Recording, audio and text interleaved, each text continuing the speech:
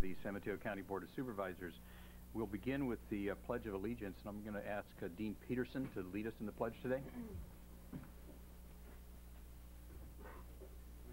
To the flag of the United States of America, and to the republic for which it stands, one nation, under God, indivisible, with liberty and justice for all.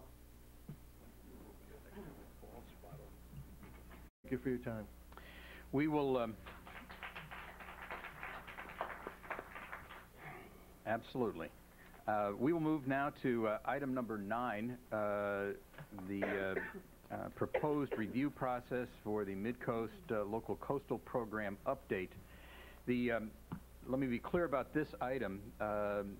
This item is related to the process that will be used for this Board of Supervisors to move through the review of the local coastal plan. As staff will remind us, there have been a couple of years of public meetings to finally get to the point where the LCP update comes to the Board of Supervisors, and the issue in front of the board this morning is really an issue of timing and how do you want to set the schedule for that review. So, Marcia Raines, our Director of Environmental Services.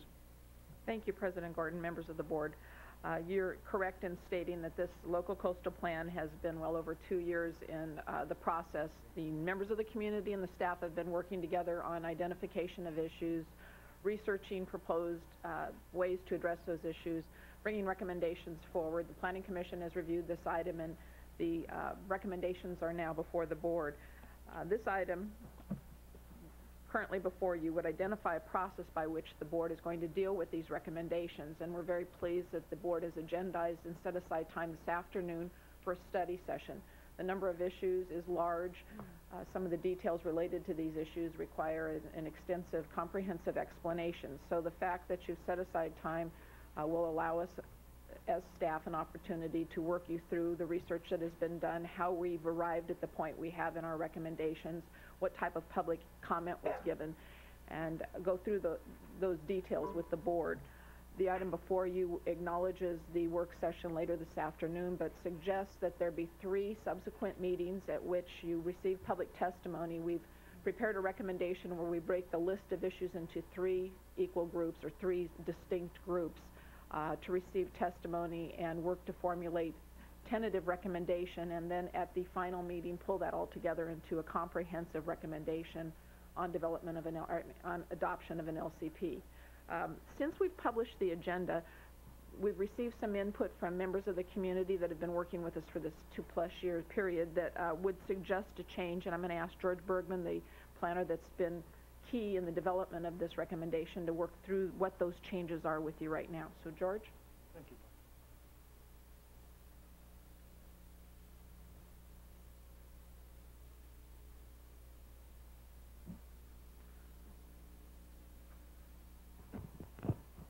Mr. President, members of the board, good morning. As Marcia indicated, the item before you today is consideration of the proposed review process for the Mid-Coast LCP, or Local Coastal Program Update Project. In terms of background, the Mid-Coast LCP Update Project was commissioned by your board several years ago to review and update Mid-Coast planning policies. Among the objectives for the project are to improve LCP baseline data, update key regulations, reduce the number of development appeals, and promote community participation.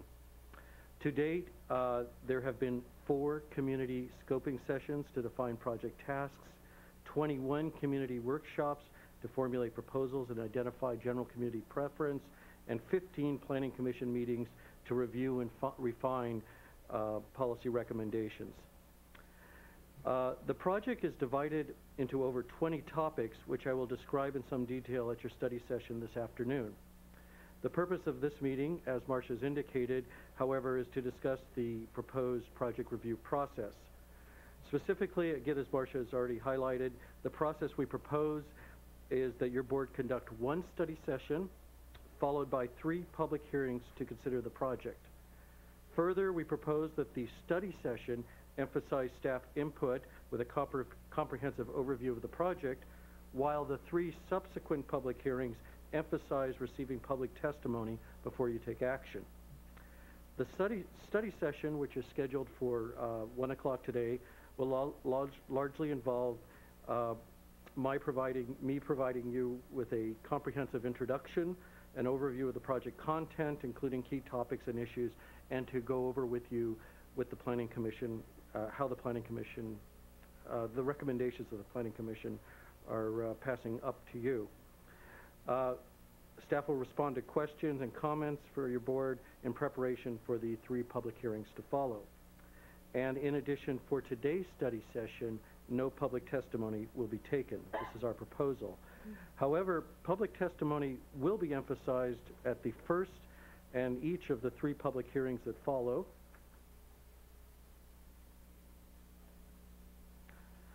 The first public hearing is proposed for February 8th, 2005. We've divided the project topics, as Marcia indicated, into 3 groups, and since the staff report was distributed, we've received some public input, and we've thought about this ourselves, and we've revised the groupings a bit, and I'm going to go over these with you. And the reason we revised them is to more evenly distribute the challenging or controversial topics. At my first stab at organizing this, I had some of the heavy-hitting topics all in one meeting, and I've kind of divided them up, I should say.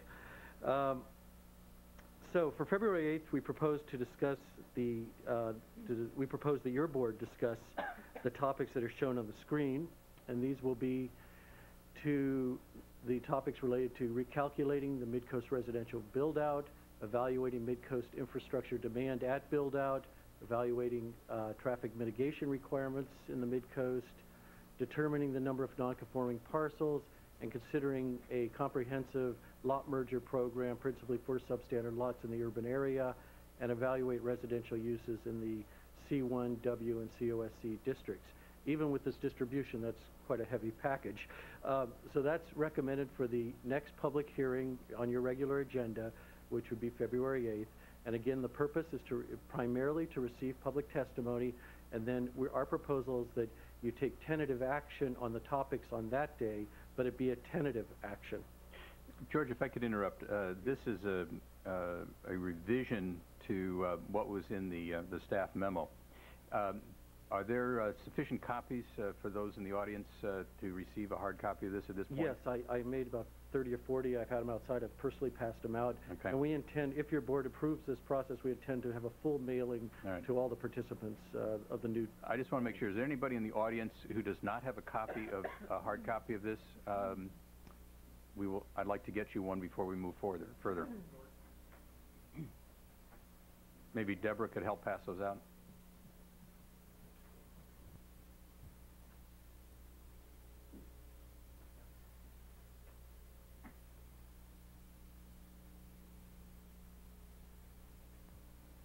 All right. Thank you. Please continue. Sure.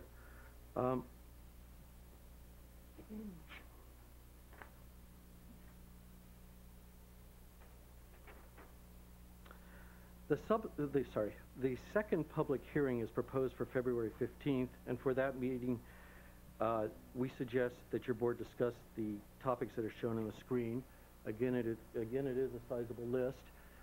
For February 15th, we recommend that, or proposing that your board discuss the assessment that was done on non-conforming parcel development controls, the topic related to increasing commercial and employment opportunities in the Mid-Coast, evaluating the airport overlay zoning district, revising development controls in the semi-rural areas of the Mid-Coast that are zoned RMC, CZ, and PAD, updating the rural residential area boundary, considering lot merger of small lots in the rural residential and open space areas that surround the Mid-Coast, and enacting an impervious surface limit for new development. This would be a limit on the amount of pavement, and I'll talk about that this afternoon.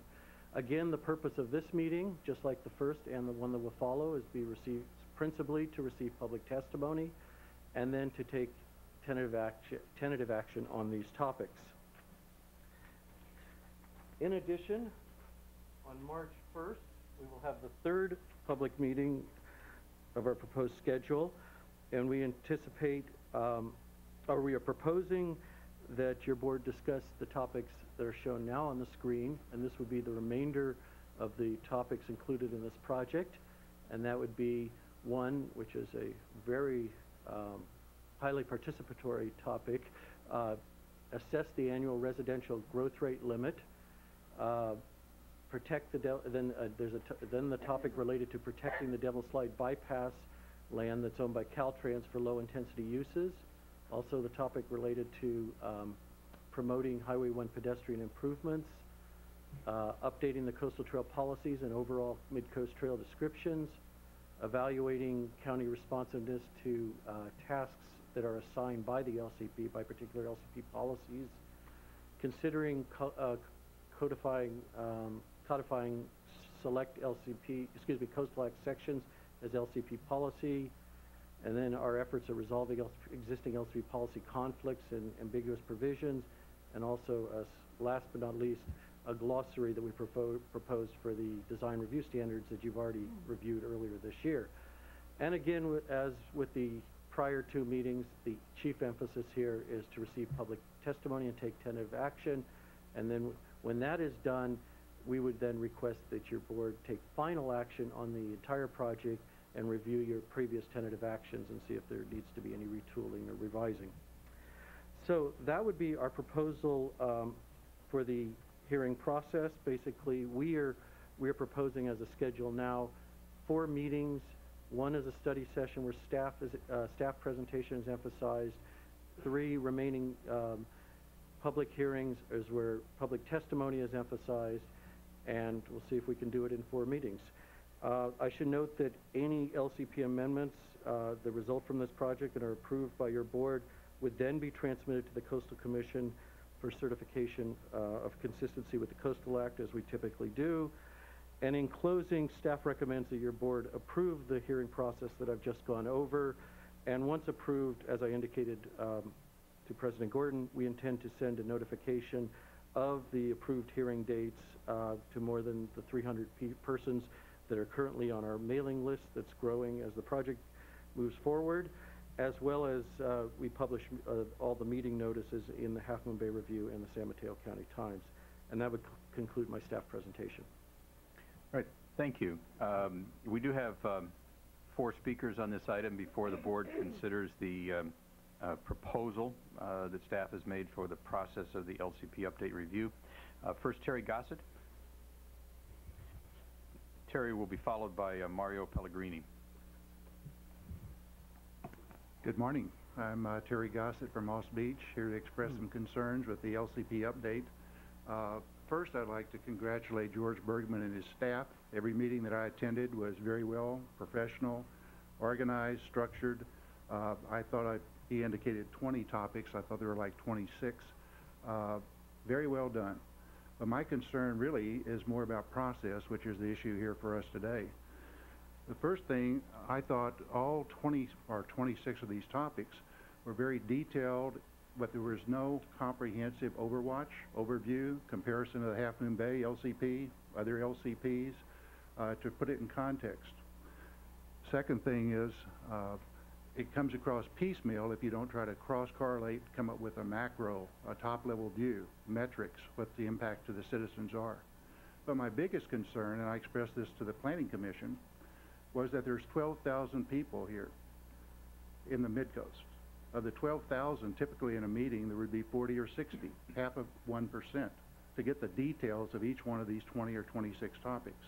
And I look at the tempo outlined over the next 5 weeks. We're going to conclude it now that we have all these pieces, and they're going to be jammed together, and we're going to be getting a few minutes to comment on it without seeing the overview. So I'm trying to find some way to either get more citizen involvement. Of the 12,000, his list of 300 is only 2.5% of the people that would be impacted. And I know you can advertise in the newspaper, put an ad, and George has done all that. I guess what I'm proposing is that you provide from a point of view of the citizen that lives there or a property owner, provide them a summary of the impact to them so they can see if their lot is now going to be non-conforming, or to see if their rural residential is now rural. Just, outline to the people that are going to be affected. So that's my central concern, to get the word out. And what's the rush? Why jam all this 2 years of effort into the next 5 weeks? These are big impacts to the 12,000 people over there. Thank you very much. Thank you, Terry. Mario Pellegrini. Mr. Pellegrini has also provided the board with a packet, so I'll distribute those. I was concerned about the information on the LCP last year, and my concerns were not only about specifics of lot sizes and house square footage and all of the endless details which you can't deal with here in a document like this, but I was more concerned with the idea that the coast is very unique, and I always wonder why, as we plan and design our future community, why we can't have I go down to Monterey, and I go down to see the 17-mile drive and the beautiful communities that have been built along these coasts, which has a balance of housing. There's large homes you drive through, there's golf courses, and there's agricultural development, and there's middle-income housing and so on. And the coast is very unique. We have a very precious environmental opportunity to make our coast the same. I don't see what motivates you or any of us to push on this thing that we want to have, low density to the point where we would advocate a migrant labor shack 1 story high, rather than having people build to their lifetime ambition of their American dream. So I went to Washington, and I have in the packet I'm giving you personal correspondence from the President and the White House, personal correspondence from Tom Frist, the Senate Majority Leader now, and from Governor Schwarzenegger. And I am in that packet submitting here today on the record, precede the context in which the LCP is conducted. President Bush wrote an executive order on August 26, 2004, facilitating what he calls cooperative conservation within the law of the United States of America, hitting at the constitutional law. Because while we are a local issue of the coast, we are still in San Mateo County, we're still in the state of California, and we're still in the United States of America. And we have law, and you have the authority, but the laws of the United States also apply on this coast, and in this county, and in this state. And this calls for what you were talking about earlier, cooperative conservation and environmental. He calls on the secretaries of the Interior, Agriculture, Commerce, Defense, and the administration of the Environmental Protection Agency to work in cooperation, taking appropriate account of and respect for interests of persons with ownership or other legally recognized interest in land and other natural resources. I think if you follow that the people who are affected, as the previous speaker just referenced, are let to know how this is going to affect them, and they have a voice in it. And this calls for, on the federal level, and also Schwarzenegger on the state level, that there's got to be involvement of the public, real involvement, not tokenism, not circumventing the public, but you got to give them the chance to not only be involved in the debate, but in the decision-making. Sounds like the vote to me. All right, thank you very much for your comments. Thank you. Dave Byers, followed by Chuck Kozak.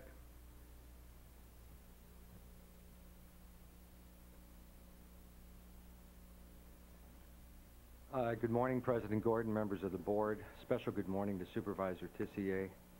I'm Dave Byers, McCracken Byers and Haysloop. I represent the Coastside Builders Association, or the CBA, a builders group of single-family homes on the coastside, the Coastside Parents Assistance League for Children and Adults with Special Needs, or CPALS, which is a parent group with particular interest in building an employment center, community center, and housing for developmentally delayed adults, the California School Employees Association, or CSEA, who owns the North Moss Beach Affordable Housing Site, and others on the coast side. This morning I won't comment extensively or substantively on the proposed LCP amendments. I've read them and I plan to attend the study session this afternoon. I'll be very brief. I think there are at least five analyses that the board should ask its staff to perform in reviewing these LCP amendments. Number one, how will lowering the cap on annual building permits and merging parcels assist the County of San Mateo in meeting its overall housing goals of providing more housing? Number two, how will these proposed LCP amendments increase necessary public facilities such as roads, surface drainage improvements, and local parks when they reduce fees to the county with reduced development and fail to address assessment districts, which are a fair way to fund necessary improvements and been used in California for over 90 years? Number three, how will these proposed LCP amendments assist the development of the 3 affordable housing sites that have been designated in our LCP for 24 years and not built? These projects have been stymied because of a regulatory quagmire. Now, I've represented each of these developers at one time or another. One of the developers was T. Jack Foster, Jr. He was able to build Foster City, but he couldn't build an affordable housing site in North Moss Beach. That's the Farallon Vista site owned by CSEA. I think you ought to be looking at ways to eliminate the problems that prevent the development of these sites. Number four, these LCP amendments as drafted would prevent the construction of a proposed use for developmentally delayed adults, which is needed on the coast but doesn't exist. CPELS proposes that use. Please listen to them. They'll be coming at the public hearings. Ensure that the LCP amendments don't prevent this use. Finally, number five, please examine the law of unintended consequences. There are many seemingly innocuous provisions designed to protect sensitive habitats in these LCP amendments. Think for a moment about wetland protection. We all believe it is a good idea. 3 years ago, this board approved a coastal development permit for a gentleman named Tom DeRosa. It got appealed to the Coastal Commission. It's in the Miramar area. It's in an area where the lots are subdivided. For 3 years, I fought with the Coastal Commission staff because on one lot which neighbors Mr. DeRosa, which was not built upon, puddle had formed of water, riparian vegetation was said to exist, and with the 100-foot buffer zone, they said Mr. DeRosa couldn't build on his property. After 3 years, I was able to convince the Coastal Commission that this would be inverse condemnation of Mr. DeRosa's property, and after 3 years, in a consent agenda, they approved his permit. Look at these issues when you're looking at these LCP amendments. Let's not rush this through. Many people are only now finding out about these. They will testify. Please listen to them. Thank you. Chuck Kozak.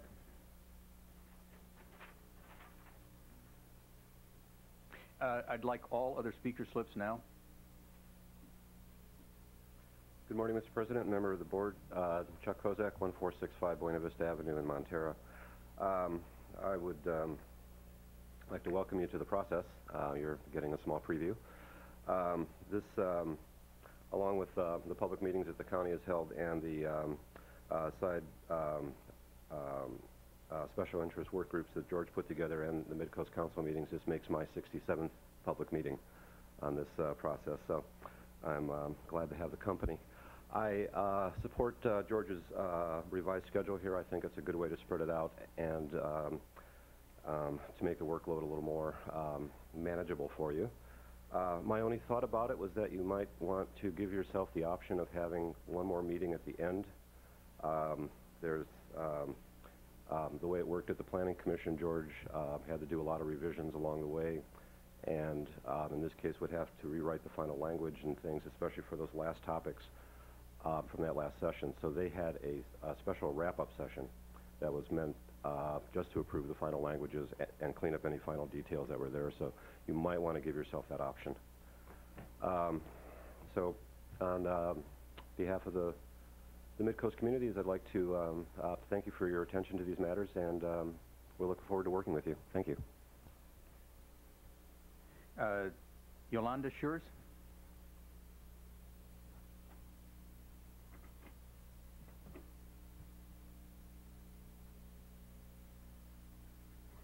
I'm here today as an elected official representing the Cabrera Unified School District on the coast side.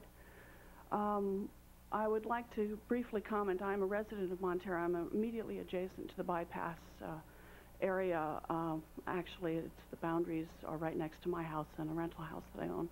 I did not actually receive any notifications of any of these meetings up until about November or December, at which point I called Mr. Bergman and had a very good conversation with him, and he was very good at giving me a briefing.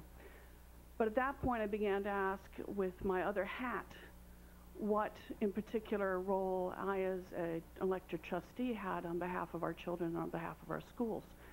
And I came away with the conclusion that as I started following these documents and looking at them with broader eyes, that the impact of any changes to the LCP are both considerable and have impact over 30 to 50 to 70 years.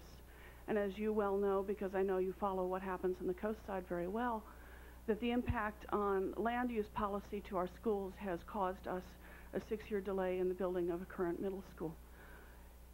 The question I would ask with respect to these documents is that when you're looking at the infrastructural capacity needed to serve the Mid-Coast build-out, there is no consideration of schools and children in this document, and we as a board have not had yet the opportunity to look at these documents, to form a task force to ask relevant questions or considerate questions that might be important both for your evaluation as well as our own look to the future. We have been mired in our own considerable issues in trying to get one school built, and that has, I think, permitted us to better understand land use, but I think that there's opportunities for us to think about this and have further impact. So I would point that out to you as something that I will go back to my board with and ask for them to determine whether they would like to ask as a board rather than as myself as a single member of that board.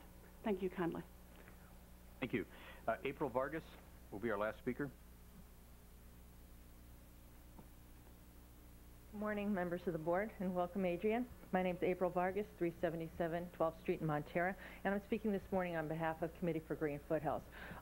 Sticking to the matter at hand here in terms of the revisions that were suggested for the meeting schedule, I want to say briefly that, as you all probably are aware and will become increasingly aware, this is an incredibly comprehensive series of decisions that you're going to be asked to make and a lot of material that's going to need to be covered.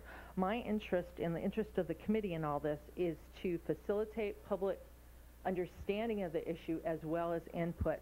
So I would say that it's very important, in my opinion, the way in which these tasks are grouped so that they relate to each other. And one comment I would make, in the original proposal, the February 15th meeting included all of the issues that dealt with Princeton, including the W district as well as the airport overlay. In George's proposed changes, one of the Princeton issues actually is considered separately from the rest.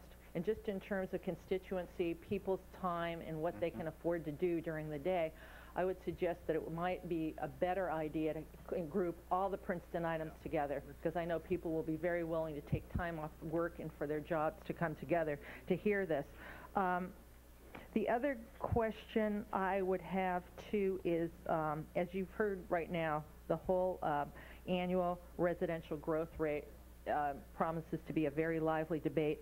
And I was just wondering about having that left to the last meeting. And that would be something to consider, since a lot of the substantiation that has gone into the Planning Commission's recommendation actually will have been covered in the first meeting, which has to do with the build-out and the infrastructure.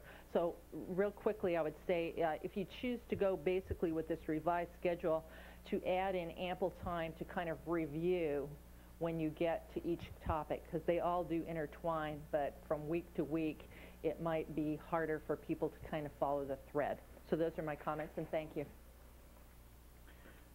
All right, thank you. That is the end of the speakers on this item. Let me make a couple of suggestions. Would that be okay to start? One would be that if you look at what staff has proposed for February 8th and for February 15th, if we just switch 2 items, we take on February 8th the residential limits C1W and COSC, move that to February 15th, and then take the impervious surface limit for new development and move that up to February 8th. We switch those 2, and that would put all of the Princeton items on one day. I think would accommodate the folks in Princeton better in that regard. That's the first suggestion. The second suggestion I have, based on the comments that we heard, would be some adjustment of the dates and kind of spreading this out a little bit more. And so the thought would be that the first hearing, instead of being February 8th, suggesting February 15th. Second hearing, instead of February 15th, would be March 8th.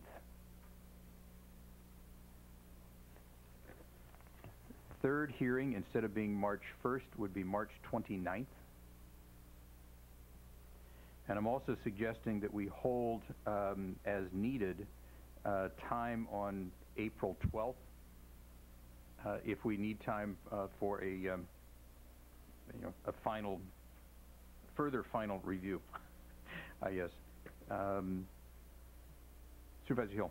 No, if you're finished, I guess Mr. Gossett really raised an issue, and some of the changes that are being suggested in the LCP update do affect a lot of property owners. And I guess the question is, have we notified every property owner there of the hearings, the potential, the impact that it could have on their property in one form or another? The form of notification that we've used is newspaper notification, both in the Half Moon Bay Review and in the, which paper here? Thank you, San Mateo County Times. And then those persons that have expressed interest through the process have been added to a list, which George referenced now totals almost 300 people. They've been given notice. But as to Mr. Gossett's point of every individual property owner receiving mailed notice, no.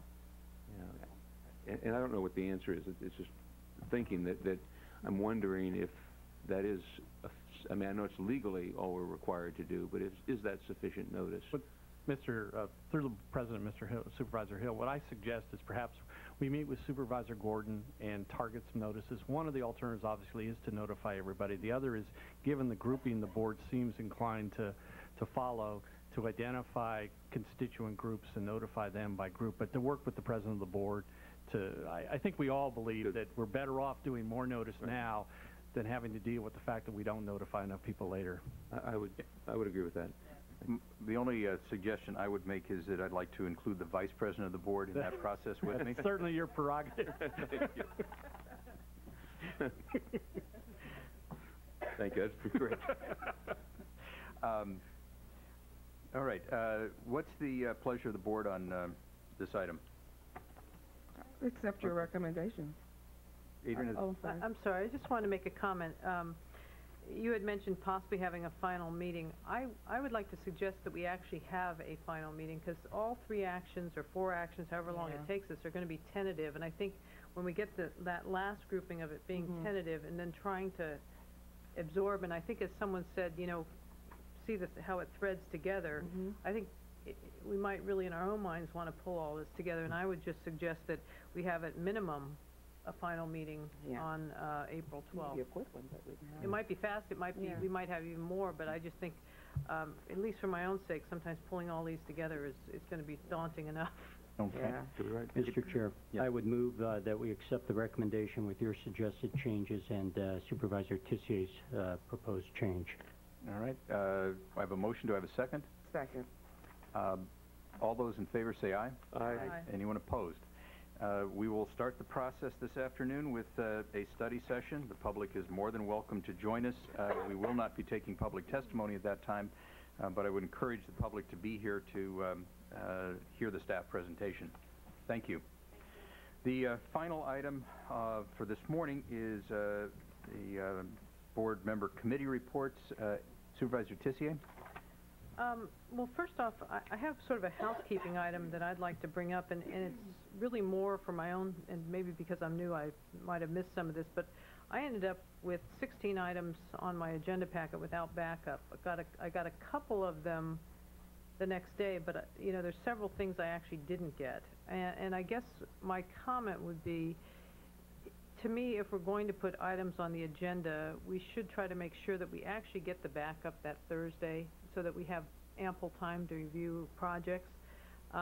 It could be my own oversight, and I'll take, you know, I'll take the rap for that. But it just seemed like an extraordinary number on Thursday that we got without any backup. And I think, for my own sake, sometimes this agenda gets longer and longer, and if it gets longer and the items get less and less of backup, I'd be concerned. So it could be just, you know, me being new that I didn't get copies, but even as of today, I was missing quite a few items. So that's just a comment that I have. If we could have the manager's staff work with Adrian and to first look and see whether there was specific problems last time, but also to look at this issue in general. It has been a problem periodically. And also, this afternoon I do have, or this morning I do have an adjourn in memory of Betty Wentworth. She is the mother of Kathleen Wentworth. I think many of you may have known her. She was a staff member for Senator Jackie Spear years ago, and she's, their family has been members of our community for a very long time. And with that, I'd like to send my sympathies to the Wentworth family. Thank you. Supervisor Hill? Thank you, Mr. President. I just have one, if we could adjourn in memory of, and actually it's the son of Joe Greenback. Jeffrey Greenback passed away at the end of December, latter part of December, and Joe, as you know, owned the Villa Hotel in San Mateo for many years and was is a tremendous community asset and supporter of the community, and his son was 51 years old. So. Okay. Supervisor Gibson? I have want to bring something to your attention. I want to share it with you and then also ask, make a request of the staff. Regarding the older adult housing options, in light of this morning in Menlo Park, there are 75 senior residents of a skilled nursing facility who do not know where they're going to go when this facility closes. The state has declined the license to the administrator of the Menlo Park Place, and I think some of you may have heard about that earlier. It's a 160-bed skilled nursing facility. The reason this is a concern is because it's the third skilled nursing facility to close in San Mateo County within the last year. The Menlo Park Place has always had Medi-Cal patients, and the loss of this facility will have a significant impact, of course, to our low-income population. So it raises a lot of concern, and it also saddens me, you know, the fact that we're losing those. The year 2000, we had 2,455 skilled nursing beds in the county, and as a result of these closures and other changes, some were Medi-Cal and some were not, but yet still raises a big concern. And even more of a concern when you consider the fact that the baby boomers are getting older, so there's going to be a greater need for more facilities for future generations. So I am concerned about the low-income residents in the county who are facing the crisis of growing proportions in the housing options. The question becomes, what are their housing options, both for the skilled nursing beds and the low-income housing units? So I want to ask staff to conduct a survey which looks at the recent loss of the income beds, the low-income beds, and the future needs. In particular, I would like to see a 4 to 5 year comparison of the availability of the housing and care options for seniors and adults with disabilities in the county, because those are ones we're going to be most concerned about. So those are just some brief comments, and I can share with more information with you in a more broad memo form, but I just want to kind of share that with you, because those are, it was just really quite an experience dealing with the Menlo Park Place, and then to know that it's closing, it really raises all those other issues. The county manager is nodding his head, which I think means that he's prepared to work on this report. Through the President, we have been working with Supervisor Gibson's office for some time, and we certainly will work on the development of that report. Specifically with respect to Menlo Park Place, we have been working on the outplacement of the Medi-Cal patients in that facility to other facilities in the county for some time. Thank you. Supervisor Church? No report.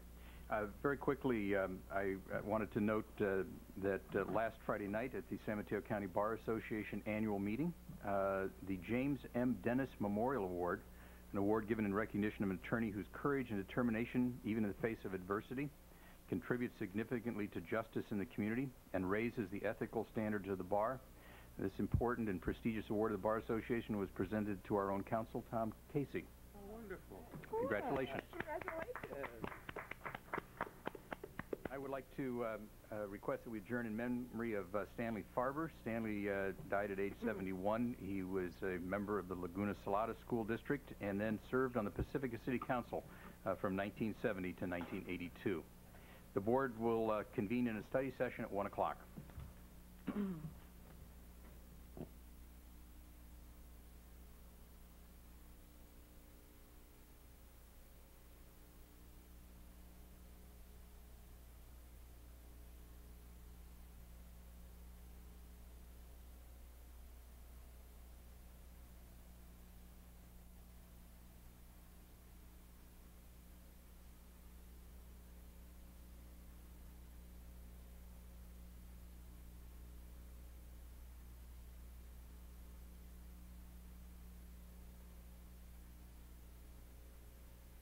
Convening the board for this study session, there was some question about whether the session would be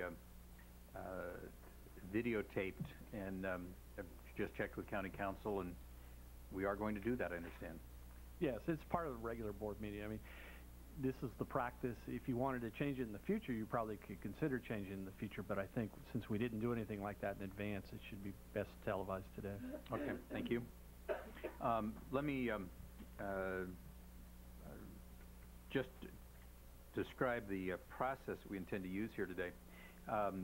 If any of you, some of you, were here this morning, the Board of Supervisors adopted a schedule for the review of the local coastal plan.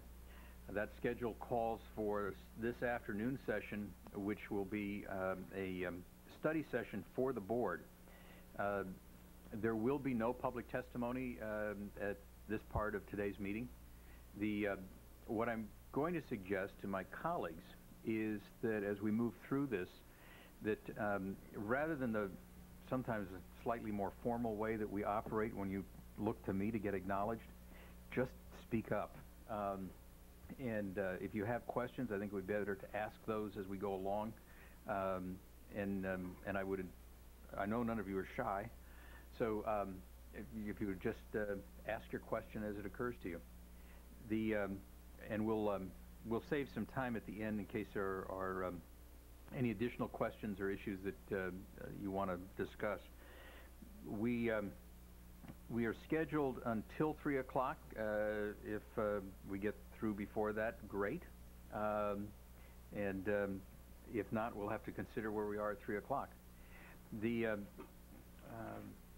Also, for the benefit of the public, there is now a schedule adopted by the board this morning for the subsequent public hearings, and the board adopted a schedule of 3 public hearings, the first of which is scheduled for February 15th, and there will be specific issues and topics addressed at each of those study sessions.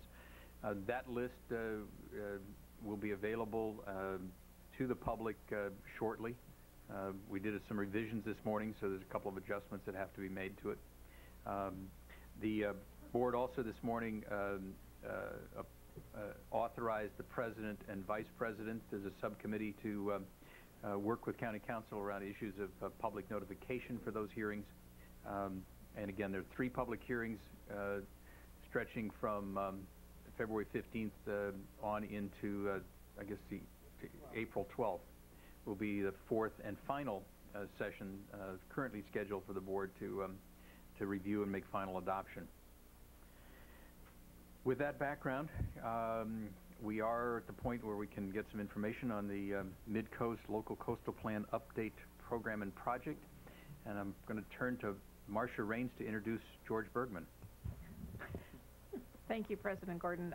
George is going to work us through the key issues, give us some information as to what the issue is, what the research done on the item was, what the testimony was, what the Planning Commission's recommendation was, and where staff's viewpoint rests on each issue. George, if you'd walk us through.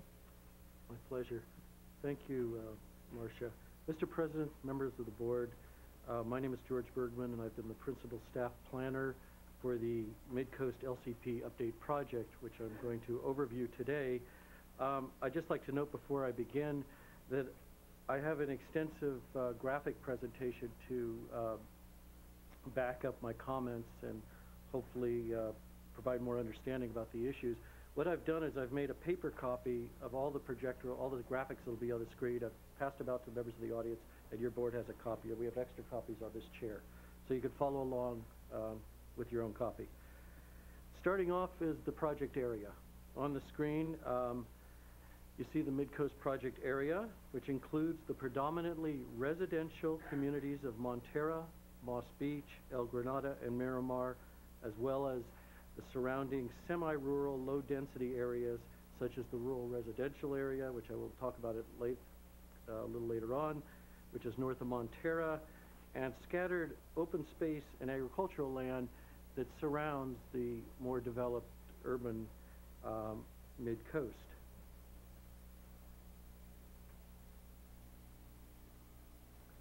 The LCP Update Project was commissioned by your board several years ago to review and update mid-coast planning policies at a time when the community was about half developed, which is where we are now, and I'll go over that.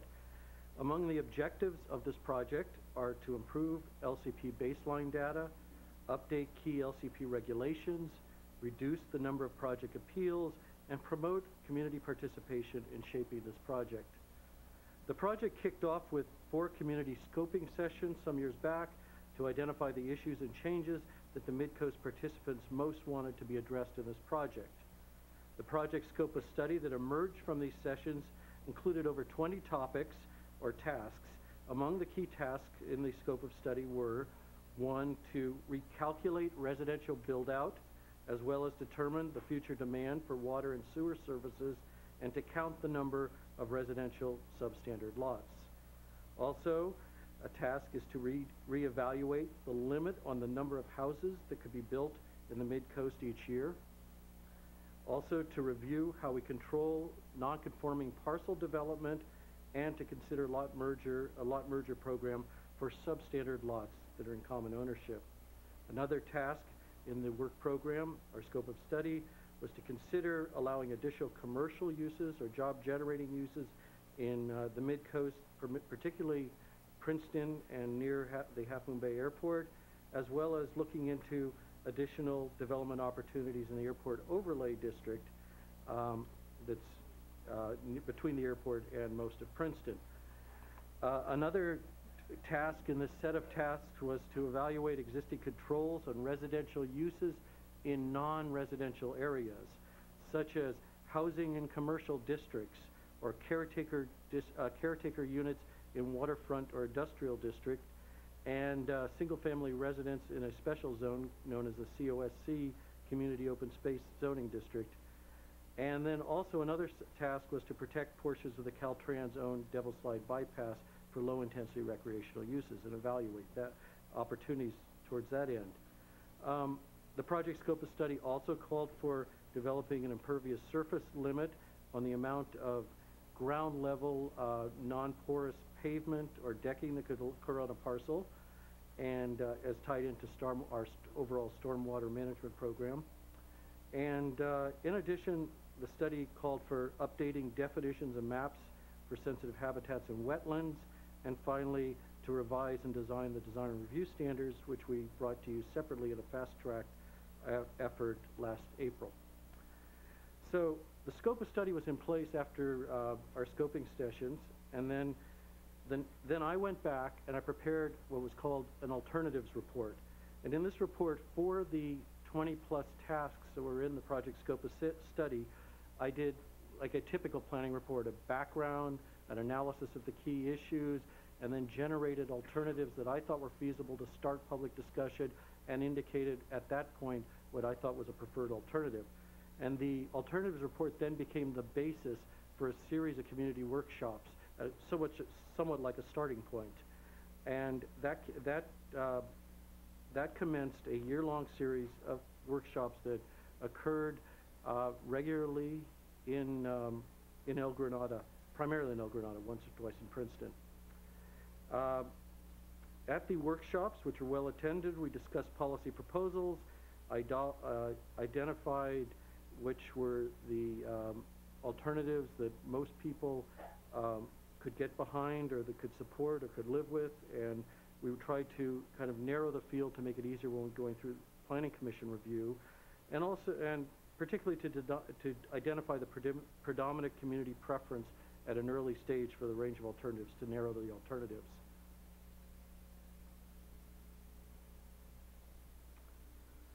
In August 2003, the Planning Commission began its review process and subsequently held 15 public hearings, including 5 that were on the coast side, including a field trip in the Princeton area. The purpose of these meetings was to receive a significant amount of public input and to refine the policy proposals that were sent up from the workshops, as well as generate new approaches.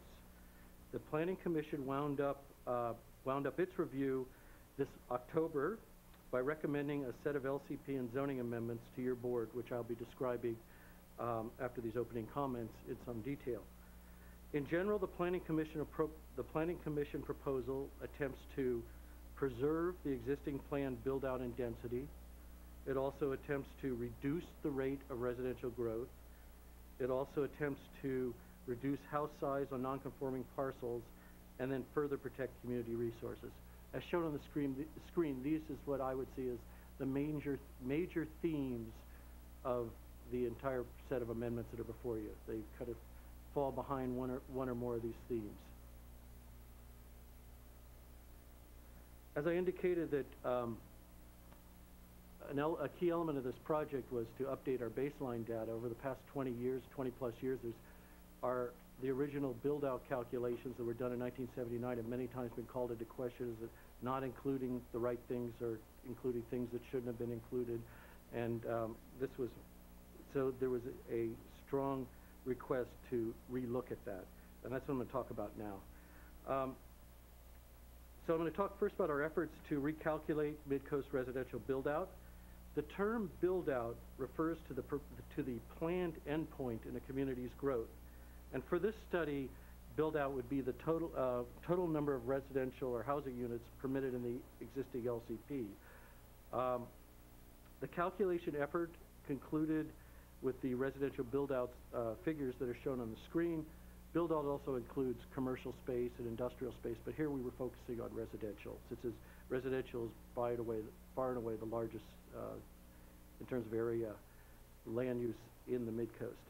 So basically, we determined that there are approximately 3,719 existing residential units in the mid-coast, and that at build-out, when all residential property has been built to the level that is currently allowed by the LCP, there would be up to 7,153 units. As such, the mid-coast is just over 50% built out. When considering this data, the Planning Commission raised concerns about the unknown number of existing second units that have not gone through the county's permitting process. As such, the Commission, in addition to accepting the build-out numbers that we presented, the Commission recommends that your board direct staff to develop a program to identify these unpermitted second units and to take measures to facilitate bringing them into the system, their legalization. The reason for this is if our objective is to guide the development of the Midcoast towards build-out, and we have a projected number of build-out, if there's an unknown out there, like a good number of second units that haven't come in to go through the process, they are contributing to the roadway constraints that I'm going to go over. They contribute to utility demand, and it's important to get that aspect of build-out into the process and get them, in addition to the health and safety that goes with the county permitting, that they would be counted for build-out, and when we reach the limit that we're allowed, we will know that it's a true limit. So that's a request to the Planning Commission, in addition to accepting the recalculated figures, to direct us to develop a program to reach out and bring unpermitted or second units that haven't gone through the permitting process into the system. George, how does that, so what you're saying is that there's a number of second units that, you know, may not be on our records. That's correct. And how does that, how would that relate to the build-out number? And how would it relate to, you know, I know later there's, you know, issues around the rate of residential build-out? I'll answer all that.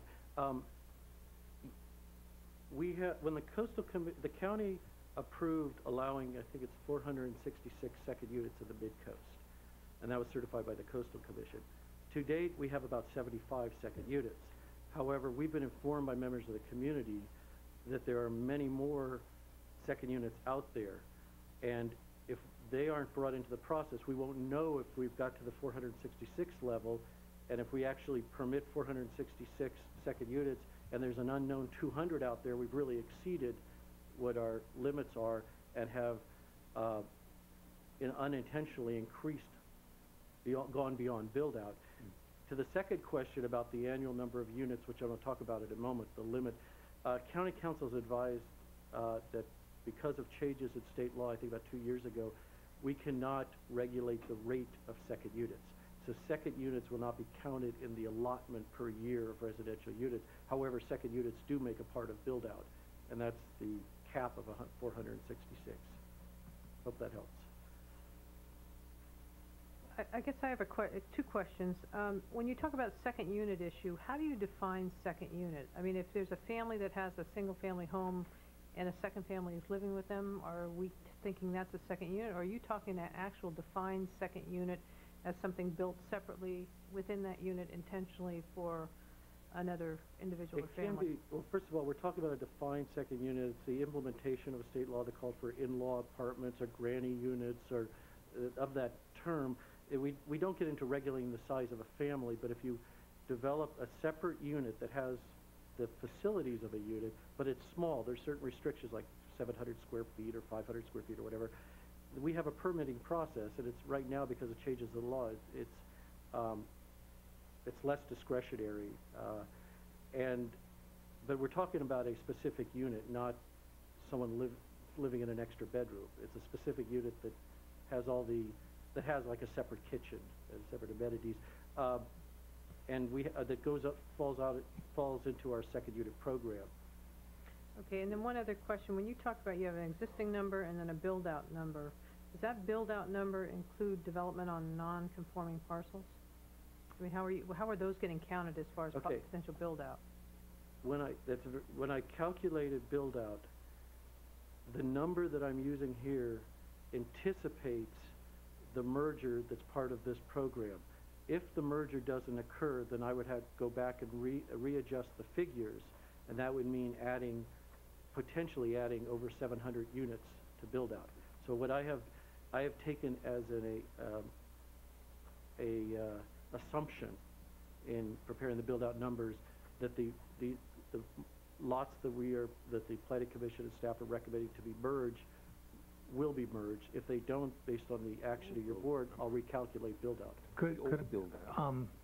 George, I'm not sure that was a complete answer to the question. And of the 7,000 units, some number within the 7,000 are still non-conforming lots even after the mergers.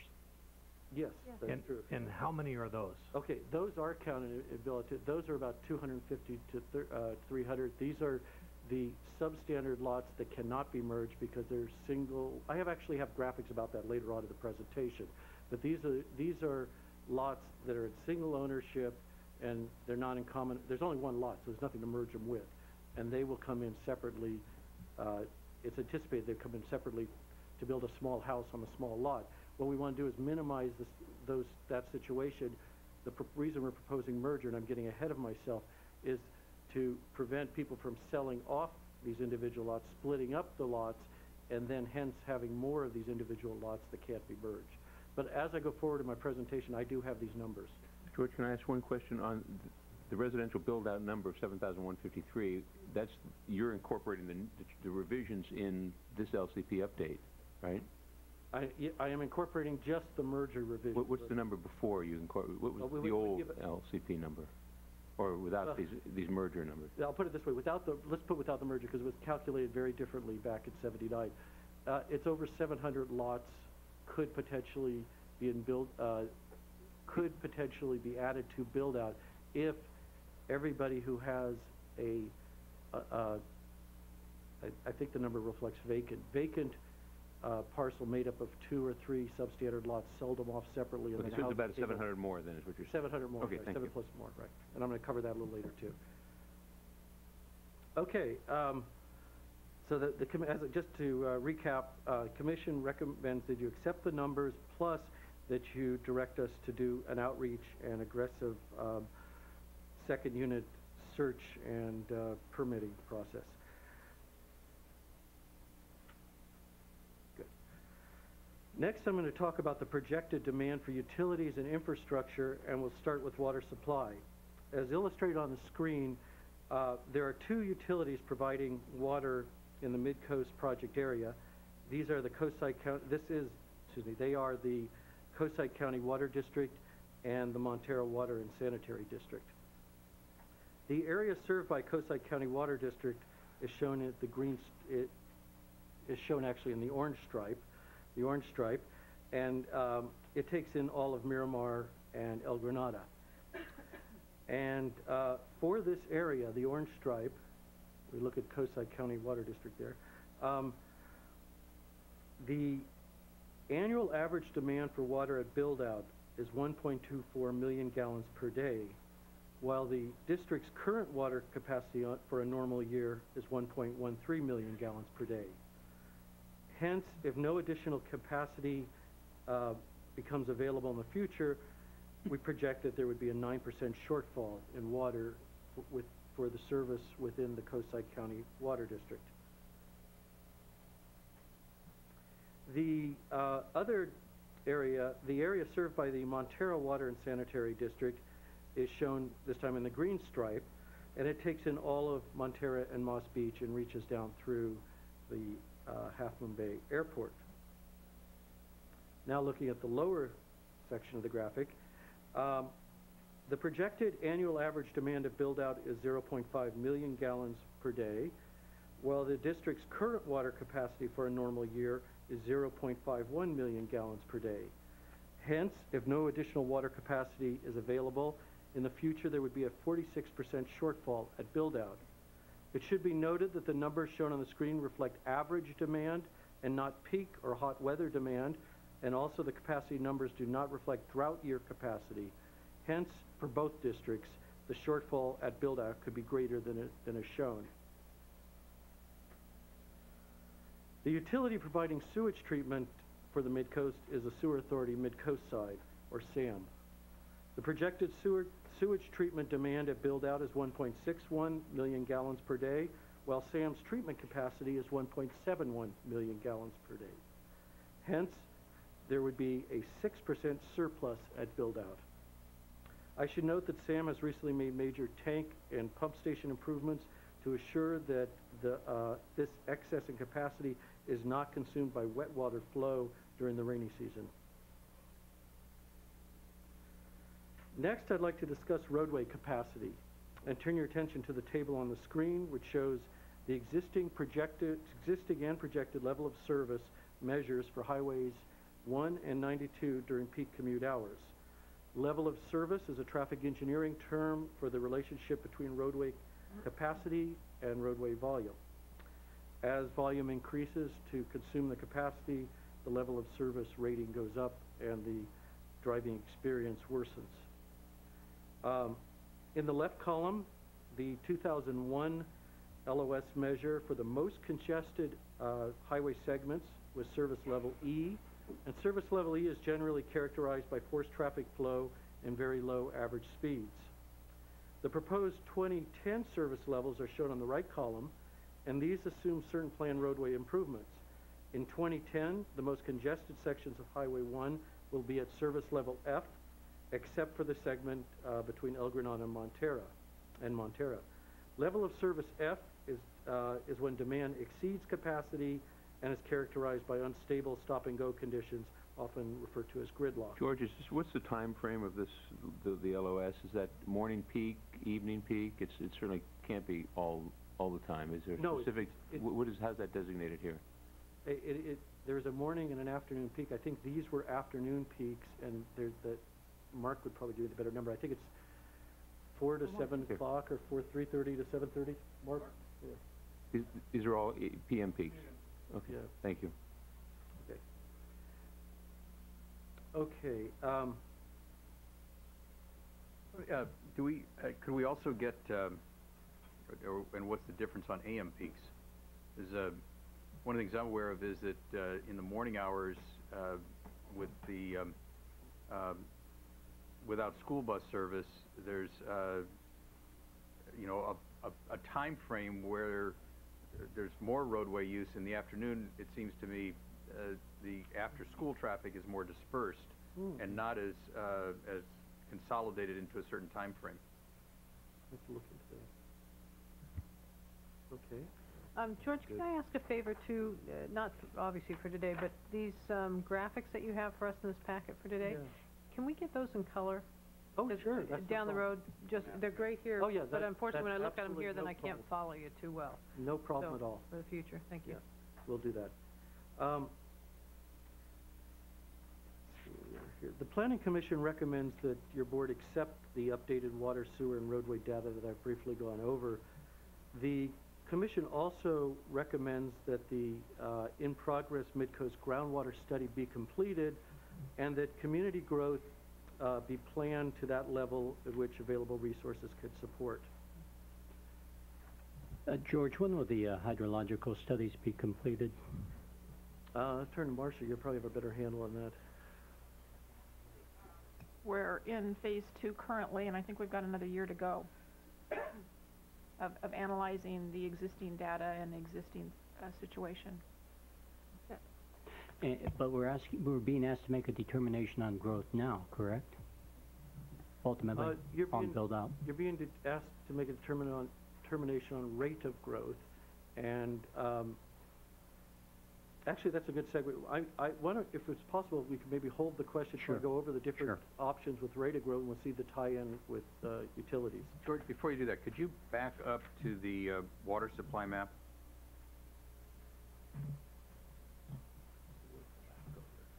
And you said what the orange and the green were. The yellow, I assume, do not have any direct water service and would have to be served by wells? Yes, that was of the intent. The yellow is from the reason the yellow is shown there is I want to delineate the project area boundary. Both utility districts, their service area goes off into the rural area in different places, and I wanted to only show where the utilities were in relation to what we've defined as the project area. But your answer is correct. For the yellow area, which is in the project area and not served by the two utilities, then it would be wells, yes. Okay. And we've also permitted wells inside the service areas of both districts? Or just, I know Montera. That's my understanding. That's my understanding. Within the Midcoast, we have permitted wells. Okay. And don't we have, in that Midcoast aquifer study, I think one of the first tasks was trying to get a handle on the number of wells And their location. Okay. We have that information. We'll bring it forward to you. Yeah, I'd like to see that. Okay.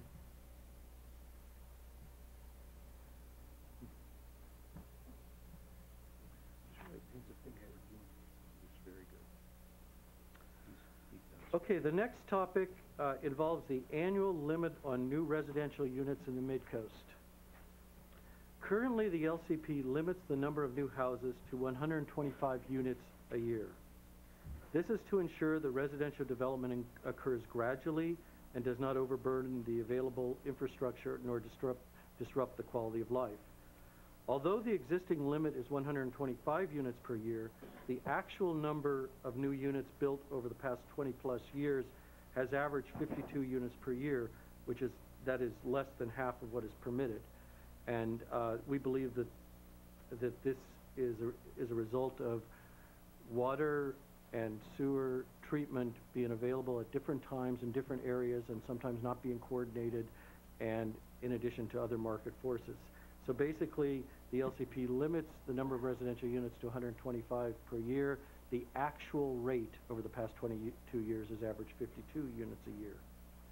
At the Planning Commission meetings, a number of alternatives were discussed, including those shown on the screen, and I'll briefly go over those. The first was the status quo alternative, which is to maintain the existing growth rate, that is 125 units per year. And with the status quo growth rate alternative, Midcoast build-out would not occur for at least 19 years. The second alternative is a 30-year build-out alternative. This alternative would establish a 30-year build-out term for the remaining residential development, and thus lower the growth rate to 82 units per year, or a 34% decrease from the status quo.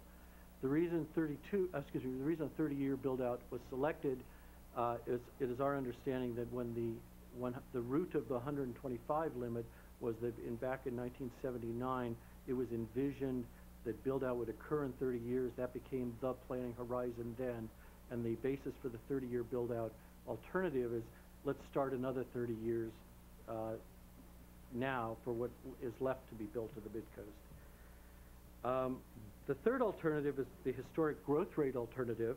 This alternative would reflect the historic rate of new housing development over the past 22 years, and thus lower the annual limit from 125 units per year to 52 units per year, or a 58% decrease.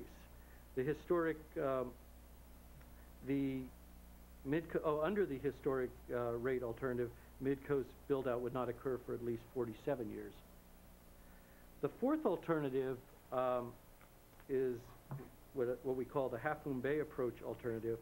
This alternative reflects the approach taken in Half Moon Bay, and which would lower the annual limit to it's a different way of regulating rate of development. Instead of setting a fixed number of units, what is done in Half Moon Bay is they key it to population growth. So the annual limit would be never exceeding a 1% annual growth in population. For the Midcoast, if we were to determine what a 1% population growth would be, that would equate to 40 units for 2005. And of course, as the community grew, it would, in a graduated manner, would go up to 41, 42, 43 over time. If we look just at 2005 with the Half Moon Bay approach alternative and 40 units for this year, hypothetically, that would be a 68% decrease from the 125 in the status quo, and build-out here would not occur for at least 63 years. The fifth alternative is the A-bag projection alternative.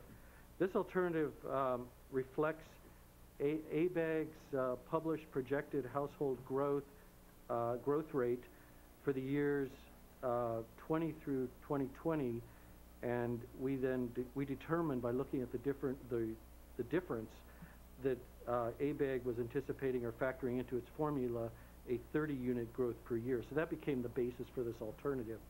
And lowering the annual limit to 30 units per year would constitute a 76% decrease and Midcoast build-out would not occur for at least 82 years.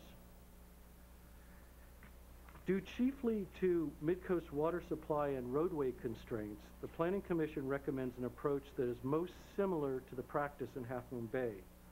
Specifically, the Commission recommends that your board amend the LCP to lower the growth rate limit to 1% of the Midcoast population per year, which, as I said, is 40 units for 2005.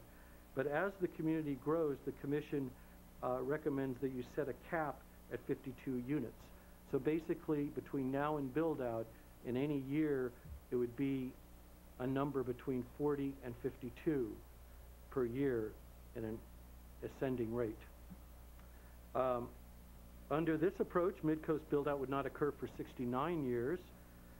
The Commission also recommends distributing the annual limit among the 4 Midcoast communities according to the relative number of vacant parcels. So what this would mean is that the 40 units that would be permitted this year, if this were to be adopted, the Commission is proposing that it be distributed amongst the communities in a manner such that Montero would be limited to 8 units for the year, Moss Beach 12 units, El Granada 16 units, and Miramar 4 units. In approving this, the Commission also approved a map to go along with the scheme to identify the boundaries of the communities. George, I'm sorry, could you go through that one more time, the number of units per area? Sure. Okay, it's a 2-step process. The first step is to determine Midcoast-wide what is the annual limit. The Commission is recommending 1% of the population 1% population growth never to exceed 52 units.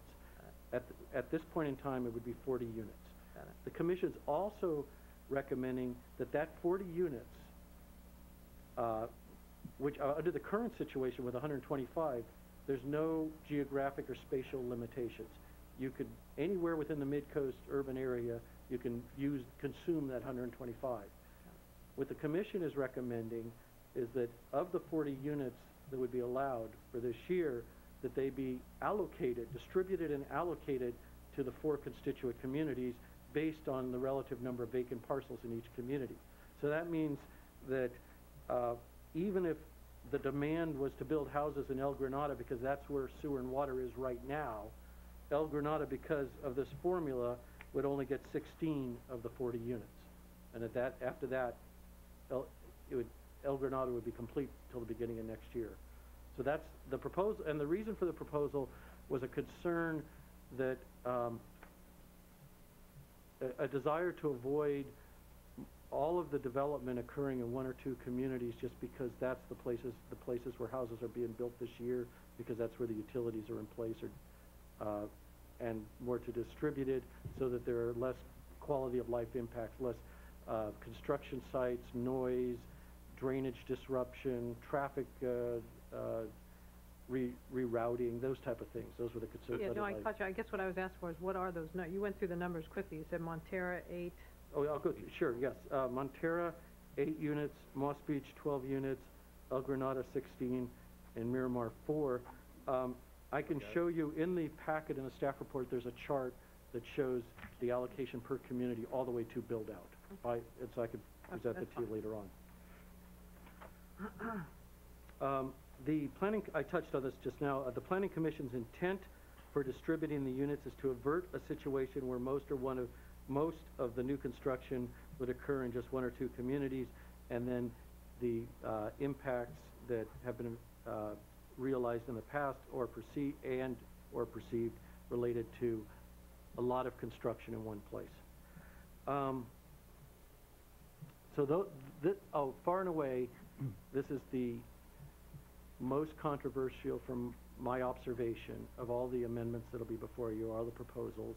I think of the people who weigh in on the different approaches, probably everyone will weigh in on this, where they may weigh in on 1 or 2 others.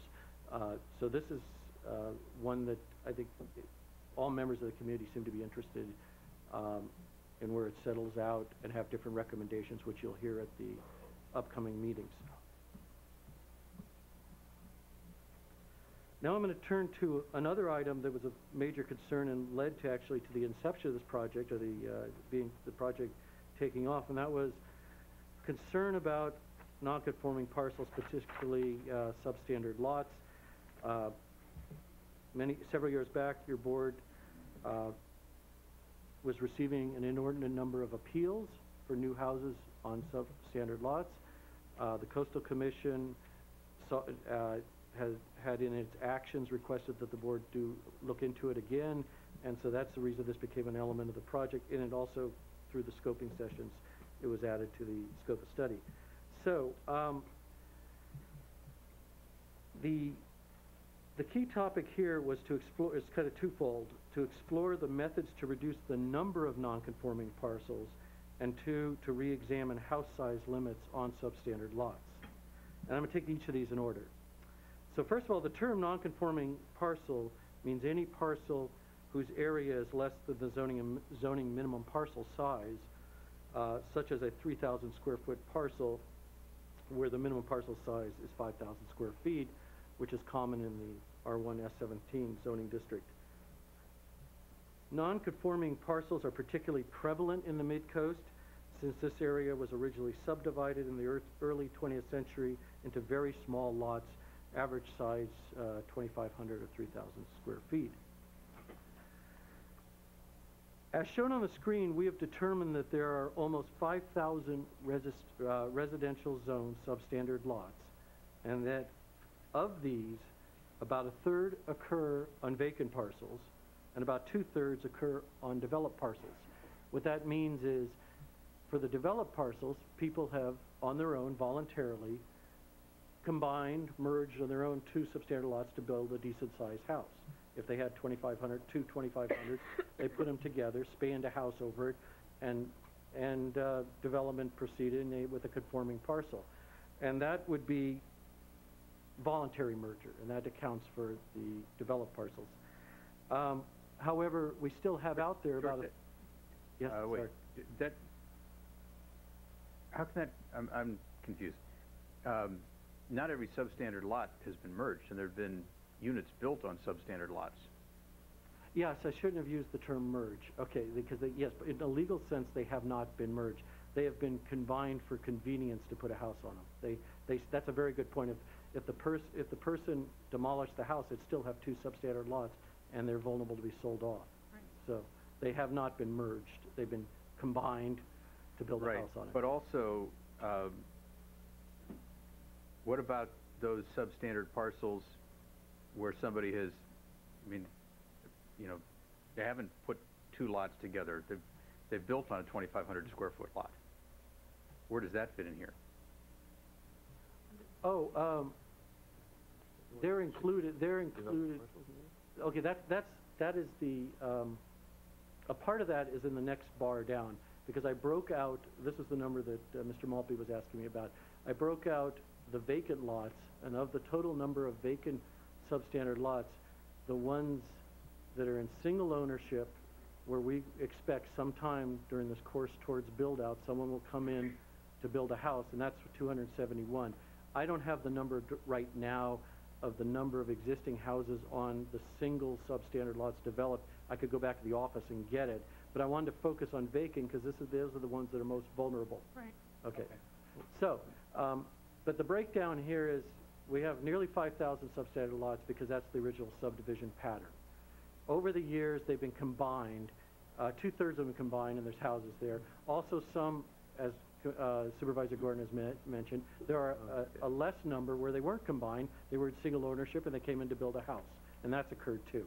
So the 66% includes those where little small lots were combined, and a person who only owned 1 lot built a house as well. And then the 32% are the vacant. Now I focus in on the vacant because we consider these to be most vulnerable in the sense it's much easier to sell off a vacant lot if you own 2 than if you have a house spanning it. Okay. One technique to reduce the number of substandard lots is to merge those that are contiguous and in common ownership. And that with common ownership means it's owned by 1 person. So contiguous meaning they touch, and they're both owned by the same person. Without parcel merger, property owners can legally sell off the substandard lots, thereby creating building sites that have not been planned for or counted in the proposed build-out, the projected build-out. Existing law allows the county to merge contiguous lots in common ownership when at least one of the lots is undeveloped and at least one of the lots is less than 5,000 square feet in area. County council is advised that lots may be merged into parcels that are at least 5,000 square feet in area or up to the applicable minimum parcel size for the zoning district. The predominant residential zoning district is 5,000 square feet in the Mid-Coast. We have two smaller areas that have 10,000 square feet and 20,000 square feet zoning, and I'll talk about that later with development standards. One strength of lot merger is that it implements the LCP's planned level of development or density. However, an inescapable downside to this approach is that owners acting quickly can avoid merger by selling off lots before the merger process begins. Currently, I'd like to note that the idea of merging substandard lots, this is not the first time it's been before your board. It's been before your board probably 3 times in the last decade. The last time it was before your board adopted a policy where it's a very limited case-by-case merger. Your policy is not to go out and have a comprehensive lot merger, but when someone comes in with a development proposal and it's determined when the application is submitted that we have 2 substandard lots that are together in common ownership, if they come in to build on one of those lots, one or both, we will merge them. Basically, the merger program that you established the last time this went around was that you merge a time of development, and we've had several instances when someone has come in hoping to build a house on each one of the lots, and we say no, and we have the authority to merge, and and it doesn't happen very often, but we have been implementing that policy. Can I, George, excuse me, can I ask Mr. Casey, does that cause us any problems where the law pertains to the take by making a merge? No. It doesn't, not really. Okay. I mean, it's a timing issue because you have a right to do the mergers. And instead, as George said, it's a time of development rather than do it right now, which you could do anyway. Okay, so we don't have any problem going ahead and doing it. I mean, there are procedures that have to be followed to merge and there are requirements, but the idea of merger, you've just postponed it. Okay, I just don't want it to come back and bite us is all, if we're going to entertain this. Maybe to build on what County Council said, currently in the State Subdivision Map Act and as carried forth in the adopted county subdivision regulations, which mirror the Map Act, you already have the authority to merge. That's already the law. You, as a matter of policy, haven't exercised it to the fullest. You've done it at time of development. At this time, it's ratcheting it. Our Planning Commission is proposing to ratchet it up a bit. But that authority to merge is already grounded in the state and county statute at the moment. Okay, I'm going to go to the recommendation. Okay. The Planning Commission recommends that your board initiate a comprehensive lot merger program for residential zoned non-conforming lots, and that the process begin by merging lots occurring on undeveloped parcels first, since these are the ones that are most apt to be sold off into separate ownership. We've determined, well, this is something we were talking about earlier with build-out. We've determined that with this approach, the Planning Commission's proposal for a comprehensive lot merger, that this could prevent the, quote, selling off of over 700 substandard lots that otherwise could be unanticipated new building sites, hence added to build-out that hasn't been anticipated, or going beyond the projected build-out or the plan for build-out.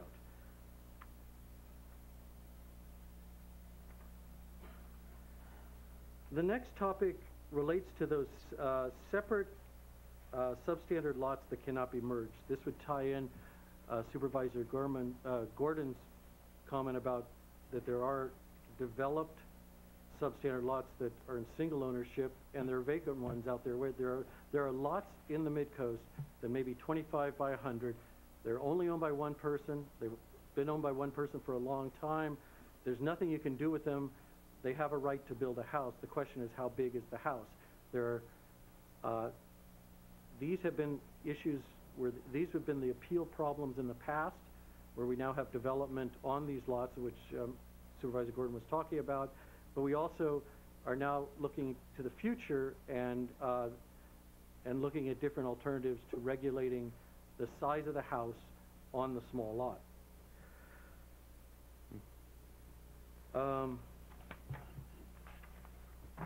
So the next topic, as I said, relates to these separate substandard lots that cannot be merged.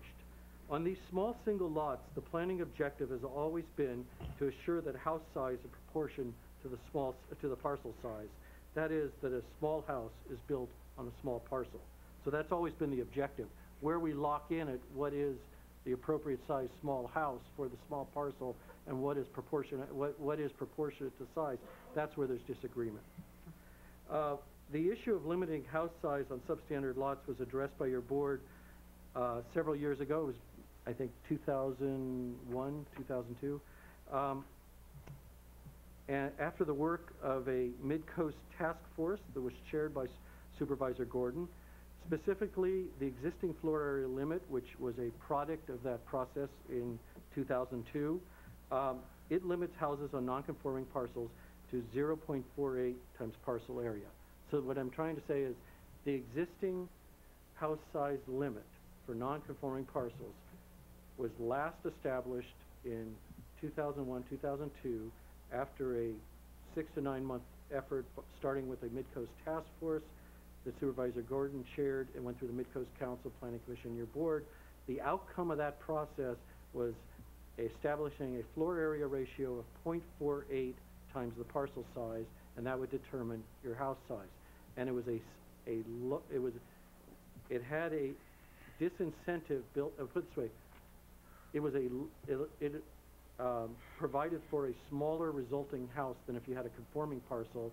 So one could say it penalized you, or say in a more positive way, it could provide an inducement for you to merge because the size of the house would be less. So the status quo is 0.48 times parcel size. And so I'm trying to set the stage in terms of background. A number of Mid-Coast residents believe that this existing approach still results in houses that are too large for the small parcel. As an alternative, the Planning Commission looked at Half Moon Bay's house size controls for non-conforming parcels. The approach used in Half Moon Bay is known as the proportionality rule. It is a more restrictive approach than the current approach, and it limits house size more severely the more the parcel size is below the required minimum. In other words, the more substandard a parcel is, the more penalized house size becomes. So the further away you are from the minimum parcel size, that much smaller your house will be, I guess, disproportionately smaller. It's kind of the closer you're to the parcel size, you're cut more slack with house size. The further you're away, you're cut a lot less slack. So that's a better way of saying it.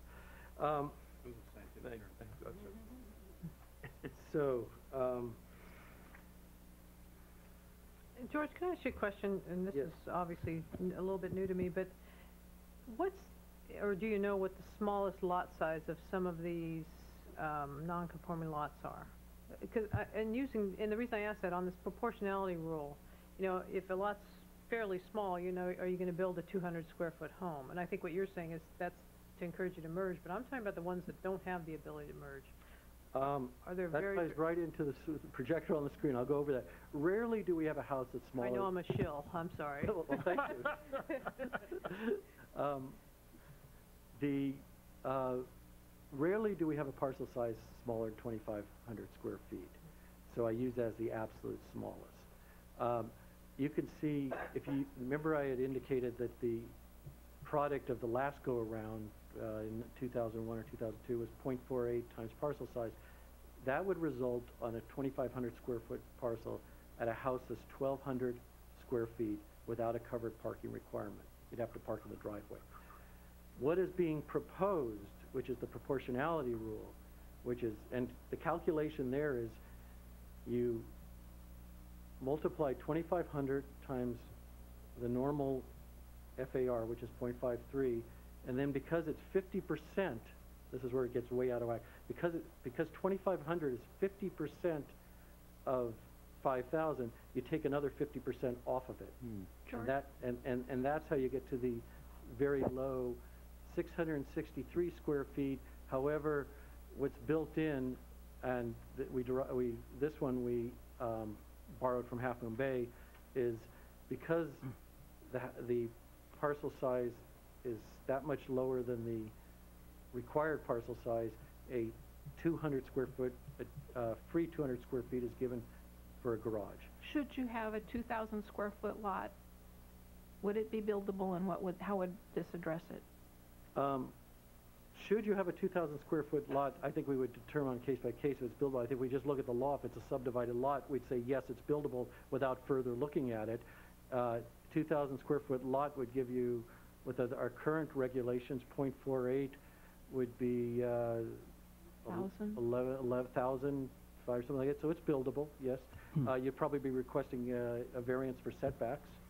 And I mean, I think that gets to your question. I mean, we could talk about 1,000 square foot, but there's a certain point where we would say that this is impractical and would... But where is that point? And would that be the subject of some regulation as well? And can it be regulated under the law? You know, I don't have an answer now, but I think I could say with confidence we don't have any parcels that are less than like 2,000. I've never seen on a map of like a 1,500 square foot lot. But can you regulate a 1,500 square foot lot? We think the board could, if you chose to. You'd have to make findings to support why below a certain minimum size it's not in keeping with the health and safety of the community. Will we receive an analysis of all the lots' sizes at some point? Yeah, if there are any lots under 2,000, will we have an inventory of that? We could do that. We could actually have a focused search for lots that are less than 2,000. That'd be more feasible than trying to bring back to you every lot size or different categories of lot sizes. We could look for the extremely substandard. I'd be interested in seeing that. I don't know how my colleagues feel, but that's something I'd be interested in seeing. There's potentially two conflicting public policy issues that the board will have to weigh in the course of these considerations. With respect to the maximum floor area ratio, obviously that produces a more affordable housing unit, which is certainly a public policy of the board. However, the merger of lots would create fewer potential for lower houses, so you'd have fewer but potentially more expensive houses. So that's an issue at some point that the board will have to weigh the various public policy merits of both proposals. Can I ask a question, George? I'm sort of curious. I mean, we were talking about trying to see how many that were super substandard, which might be one way to go. I'd actually be curious, and I don't know how difficult this would be, is to know how many substandard lots we have here that are 2,500, 3,000, 35, you know, less than 5,000, and how that breaks out. Because I'll tell you, I mean, I'm looking at a 2,500 square foot lot. I mean, I look at the city where I am. Most of the lots are small, and the homes, you know, if they're one story, they might be 1,200, but if they're two story, they might be 2,000 square foot homes. If I'm correct, but I have to look back. But I guess I'm sort of curious because when you're talking less expensive and being able to house families, you know, it would make a difference to me how many we're talking about and how many of these different sizes. Yeah, what I showed you in the last graphic was the aggregate number. I didn't aggregate them into this is 2,500, this is 3,000, this is. I mean, that can be done. We can bring that back. We don't have it with us. Yeah, we don't. But so it's not a huge task to do that. We could. I mean, I think it's important to know that. I know we're getting down to the nitty-gritty, but when you're starting to minimize floor area ratio, I think you really want to know what numbers we're talking about and what we're limiting in size homes for families. Right. And we want it affordable, but we want families to be able to live there. If we were to do this, maybe we could agree on the breakdown. Would you want, like, hypothetically, over 3,500, 2,500, 3,500, and then under 2,500 or something like that? We could do that. It would help me feel more comfortable making a decision on this. Okay.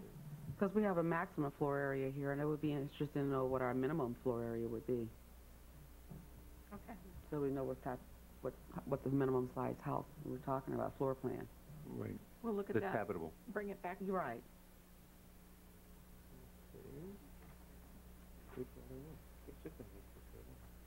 Okay, There's nothing special about the yellow bar. I was just going to use that. I've already given 2,500 as an example. I was going to give 3,000, so I might as well continue. If you look, for example, at the 3,000 square foot parcel, you can see that the existing regulations would allow a 1,440 square foot house, while the Planning Commission's recommendation would curb house size at 954 square feet. I should note that there are 2 residential areas in the Mid-Coast where the minimum parcel size is larger than 5,000 square feet. These are Miramar, portions of Miramar, and the Seal Cove area of Moss Beach, where the minimum parcel size is 10,000 square feet and 20,000 square feet, respectively. For these areas, the Planning Commission recommends using not the straight proportionality rule, but a combination of the proportionality rule and reduced floor area ratios, where the final result in terms of house size may not be as restrictive as the pure proportionality rule, but it's less than what's allowed currently. And we'll see examples of that, George, and I think what's important is the question of how many parcels that we were talking about before the Supervisor Church raised, and what we're dealing with. It would be nice to know on those larger zoned. I can do that now. To know how many we're talking about, and how many that are substandard in those larger zoned areas, that and what size house. That's what I could show you today. I could show you. I put together a table yesterday of a comparison of what the house size would be allowed for the same parcel size in the 3 different zoning districts. Yeah. Like I said earlier, I don't have a count on number of parcels per district, but you can see, since this is really regulating house size, you can see what the comparison is. Let me put it on. I try to consolidate everything on one page.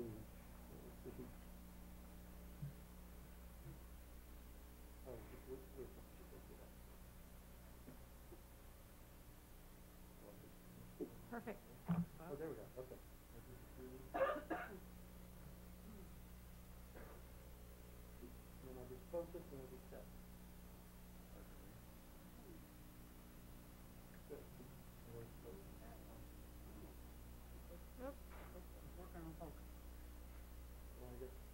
That's it. That's it. Okay. That works. Okay. What I did here is I tried to show what the house size that would be permitted for different parcel sizes in different zoning districts. And the key distinguishing factor for each zoning district is what is the minimum parcel size, because that's what determines whether a parcel is non-conforming or not. If you look at the R1S17, this is far and away the most prevalent residential zoning district in the Mid-Coast. Here the minimum parcel size is 5,000 square feet. This is purely the proportionality rule as I described it earlier, and if you look for the different size parcel sizes, 883 for 2,500, the existing allows, if you go to the other far last column, the existing allows 1,200. If we jump to 3,500 square feet, the existing would allow 1,255, I believe. I don't leave it here. It's close enough. Yeah, for today, that's... Oh, no, it's actually 1,696. Wait, 1,299. Okay, for 3,500 square feet, the proposal is to limit it to 1,299, the house size, where the existing would allow 1,680. So, once we got to 5,000, the reason you see dashed lines is because then the parcel size ceases to be non-conforming, and the house size would be based on the standard conforming parcel requirements, so I didn't want to get into that. And so, for the R1S17, non-conforming parcels are those that are less than 5,000 square feet. Now we move to the R1S94 zoning district. This is that area that's a portion of Miramar, primarily east of Highway 1. I think there may be some west of Highway 1, but primarily east. Here the proportionality rule is the same all the way up to 3,500 square feet. And then a different FAR kicks in for a smaller house size after 4,000 square feet. I have to state that this was not a staff recommendation to have the different FARs for the different zoning districts. I had proposed to the Planning Commission that up to 5,000 square feet, we would use the proportionality rule in all three districts and then move off after that. But based on public testimony, the Commission fine-tuned the numbers, and I think the theory was, again, since the minimum parcel size is 10,000 square feet, even though you only have a 4,000 square foot parcel, you should be required to have a smaller house than if you were in the 5,000 district. It gets a bit complicated, but I wanted to show a comparison here. So that same theme goes forward in the 20,000 square foot district in Seal Cove, because if you look at 4,000 square foot parcel there, you would only get a 1,272 square foot house, where if you were in the 5,000 district, you get a 1,696. Bigger house. Okay. So to sum it up, the proportionality rule in its pure form is applied to zoning non-conforming parcels in the 5,000 square foot zoning district. You'll make a copy of this available? What's that? You'll make a copy of this for us? Oh, yeah, definitely, no problem. A combination of the proportionality rule and a more restrictive FAR are applied in the larger zoning districts. Now, just in terms of background, there was a philosophical debate at the Planning Commission level that resulted in a 4-to-1 vote on this issue. One commissioner felt that even though the minimum parcel size may have been 10,000 or 20,000 square feet, you have enough land after 5,000 square feet, you shouldn't start penalizing people, calling it non-conforming because it's not 10,000. That basically that commissioner believed that the proportionality rule was fine, but no matter what the zoning district, only under 5,000, that's really where the issues are. So that there was a difference of opinion amongst one commissioner. Most of the recommendations were unanimous. This is one that was 4-1. And George, how does this proportionality applies when you're building a new house? What if I want to add on to my house? What rules do I fall under? If you were to add on to your new house, the proportionality would still be in effect. If you're exceeding the new minimum parcels, the new house size, you wouldn't be able to add on unless it fell into a narrow area where we have the modified home improvement exceptions for limited add-ons, like up to 200 square feet, I think it is. Right. Home improvement exceptions where it doesn't matter what the limit is. So it's a small. Basically, it's even if you're. This does not affect only vacant parcels. It lowers it for everybody. So a person. That's an outcome of this. A person could become non-conforming in terms of house size. If this was adopted, if they have a house now that's higher than the maximum floor area, and that could curtail additions, particularly big additions. Right. Okay. I'll turn this one off. Sorry about that. And I will get copies of this for everybody.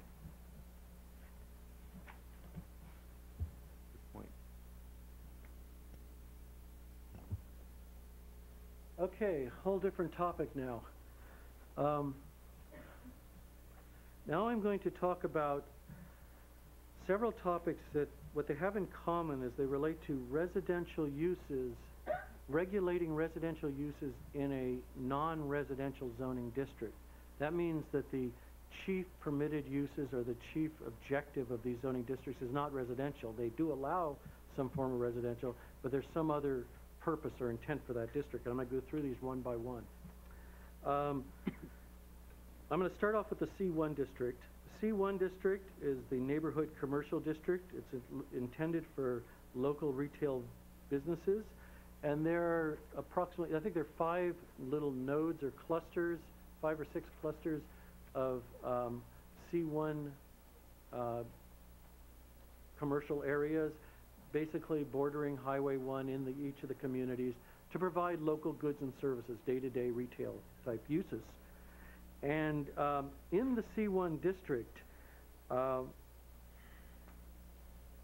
residential uses are allowed, but they are subject to a use permit. However, currently, the way the C1 district has been constructed, there is no requirement that there be a commercial use on the property. In other words, today, one could build a house or a multifamily apartment house or condo or some fully residential development on a C1 district site pending approval of a use permit. And the Planning Commission was concerned because this takes away the limited supply, would take away the limited supply of commercial land. As I indicated, there are 5 or 6 nodes of commercial space, and that's it. That's what has been designated for the day-to-day neighborhood commercial retail land. In an effort to protect the limited supply of commercial land for commercial uses, the Planning Commission recommends that your board amend the LCP to limit residential use to above the first floor, above the ground floor, and that the residential floor area never exceed the commercial floor area on the site. So in other words, residential would still be allowed in the C1 district, but it would only be permitted as a mixed-use development, with commercial being reserved for the ground floor. In addition, the Commission is also recommending that the building height in the C1 district be reduced from the current 36 feet to 28 feet, the building height limit, I should say. And this is to be consistent and compatible with the surrounding residential development, which is principally limited to 28 feet height. Keeping the map on the screen, I'm next going to look at the Coastside Commercial Recreation District. This is the pink striped area that curves around Capistrano Road out towards Pillar Point Harbor, and there's also a strip that's along Murata Road in Miramar. And the CCR district emphasizes businesses serving visitors to the coast. This would be like food stores, hotels, motels,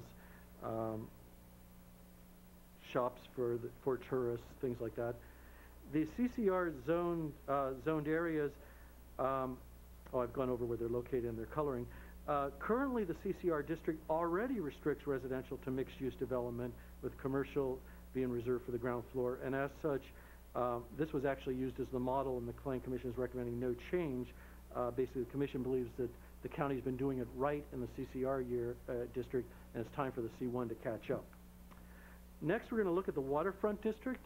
This is the area that's a key component of Princeton. It's shown as blue on the map, and a portion of it has kind of a gray overlay. That's the airport overlay. I'll get into that also. But it's the blue in and around Half Moon Bay Airport and beside the Capistrano Road, on the other side of Denniston Creek. The W district is the waterfront district. It emphasizes industrial type uses that support commercial fishing and recreational boating, basically marine industrial type uses. Priority is given to such uses that utilize the waterfront location. Here we're talking about like the real desirable W district uses would be boat building, boat supplies, fishing supplies, docking services, haul out for boats, things where you're capitalized on the waterfront location and it's tied into the fishing and commercial boating industry that's there. So that's the W district. Currently, the only residential units permitted in the W district are caretaker quarters. Now, caretaker quarters, these were added in 1990, and they're added as a permitted use, and they're intended to provide living space for someone who's looking after the site. They're a unit that's built within the main operation that's on the site, and the number of caretakers permitted in the W district is presently limited to 20% of the developed parcels in the district. The Planning Commission discussed in its discussions, the Planning Commission was going over the compatibility and implications of allowing residential uses in an area where marine-related industrial uses are preferred. And the Commission also heard from local property owners about the need to provide opportunities for live-work housing and increased security at Princeton. Basically, there are two dynamics going on. There's a tension between the need to protect this area that's near the water, that has the area that's reserved for uses that depend on the water, In terms of the land market, these uses do not capture the same amount of money as residential uses. There's a concern that if residential uses, even in the form of caretaker quarters, were to become more prevalent in the area, it could theoretically drive out the preferred uses by changes in land value. That's one dynamic. The other dynamic was that the owners in that area, in the Princeton area, maintained that there was a security problem and wanted more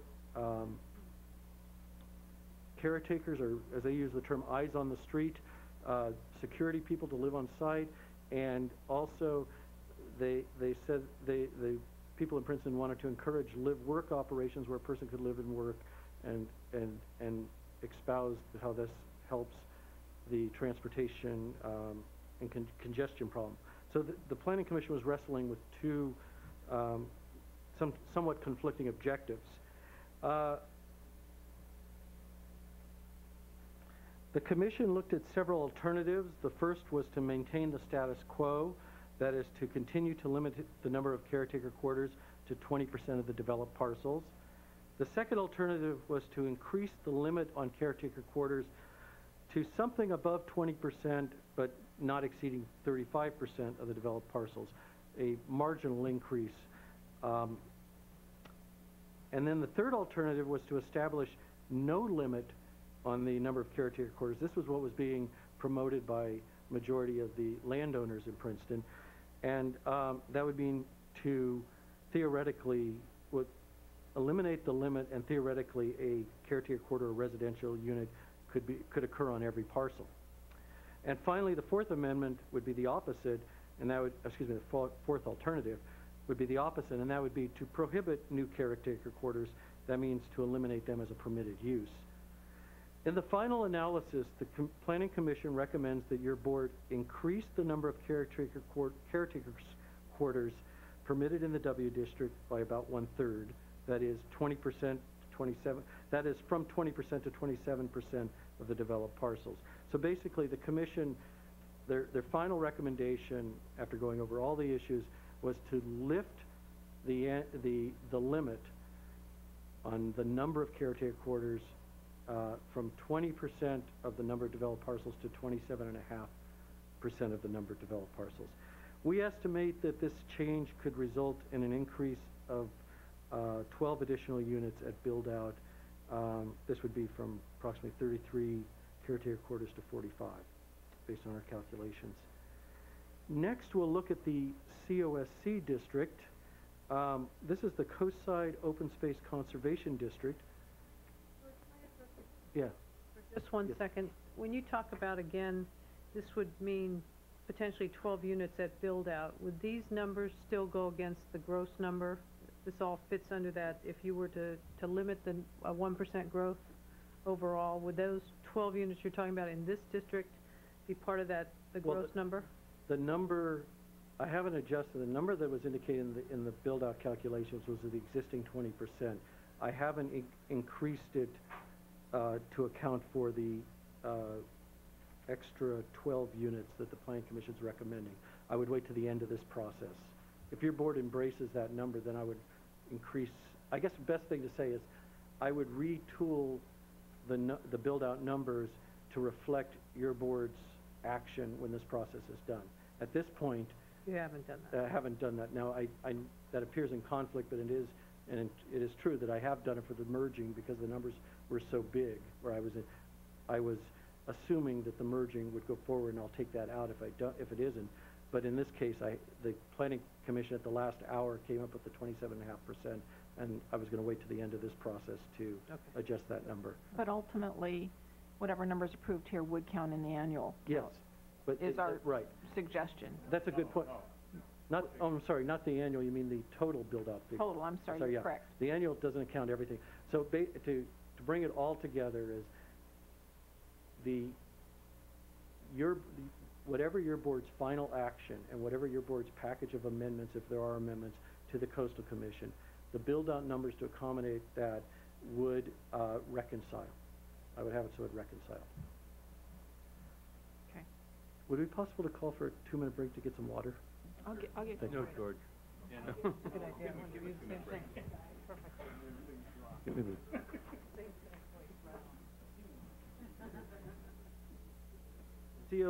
COSC district is located at the entrance of El Granada, sometimes referred to as the Burnham Strip. It's shown as green with white stripes right at the base of El Granada on the screen. The COSC district emphasizes low-intensity development to preserve the area's visual openness. The district currently permits community gardens, nurseries, public and commercial recreation, limited institutional facilities, and single-family residences. When evaluating the appropriateness of permitting single-family residences in the COSC district, the main issues involve balancing open space objectives with the ability of a landowner to obtain a reasonable economic use of their property. A significant number of project participants have expressed their preference that single-family residences not be permitted in the COSC district. At the Planning Commission hearings, County Council advised that there could be some legal implications for the county to exclude residential as a permitted use, since the remaining uses in the district might be determined to not offer a reasonable economic return.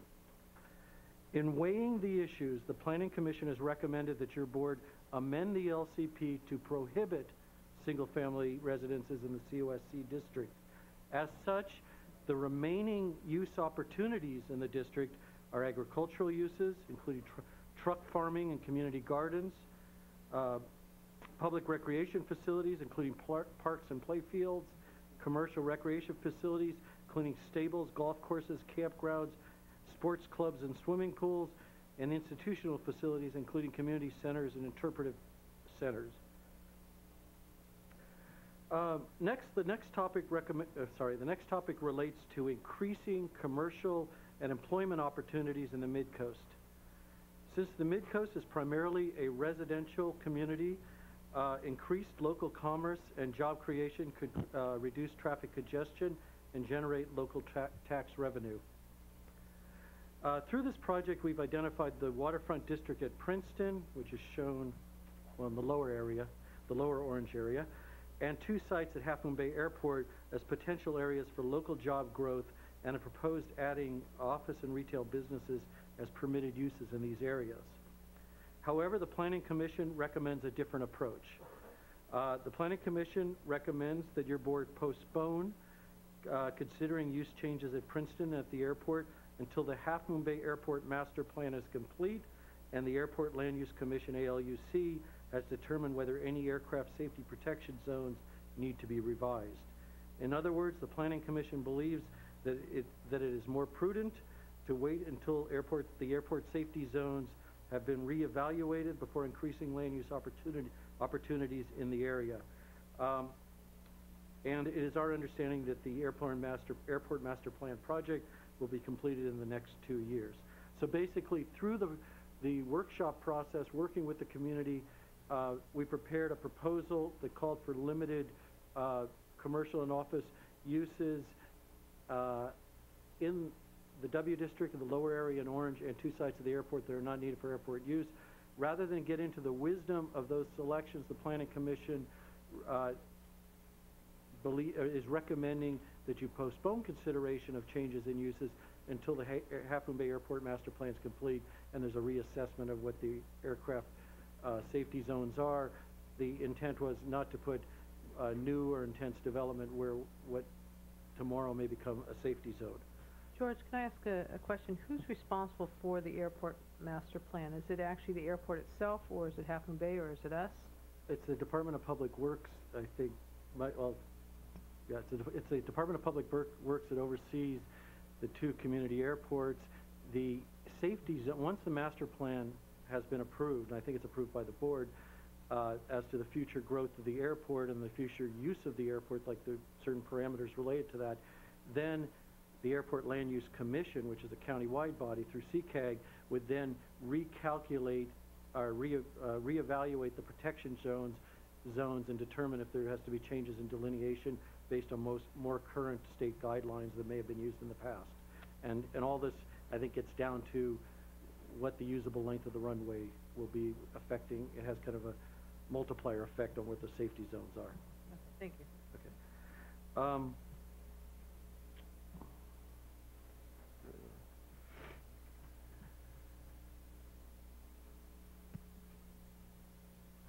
The next topic also relates to aircraft safety. There we go, good. The next topic also relates to aircraft safety and involves reevaluating the AO, or Airport Overlay District. The AO district affects a portion of Princeton, nearest Half Moon Bay Airport, and this is shown on the screen. The entire area that's embraced by the dashed lines is the current AO district. The striped area is part of the proposal that I'm going to be explaining. Consistent with reducing accident risks, the AO zone prohibits residential development and limits site intensity to no more than 3 persons per site. When evaluating the AO zone, we have determined that approximately 3/4 of the district is also subject to federal FAA and regional ALUC protection zones, and the remaining 1/4 is not subject to any other protection requirements other than the AO district. To say it simply, the area that is just blue, that area is also included in either or FAA protection zones or ALUC protection zones. So it's considered a safety protection area by more than just the county. That's the blue area. The striped area is the portion of the AO zone where only the county considers this to be needed for protection purposes. It's not, FAA does not have an interest in that area, or ALUC.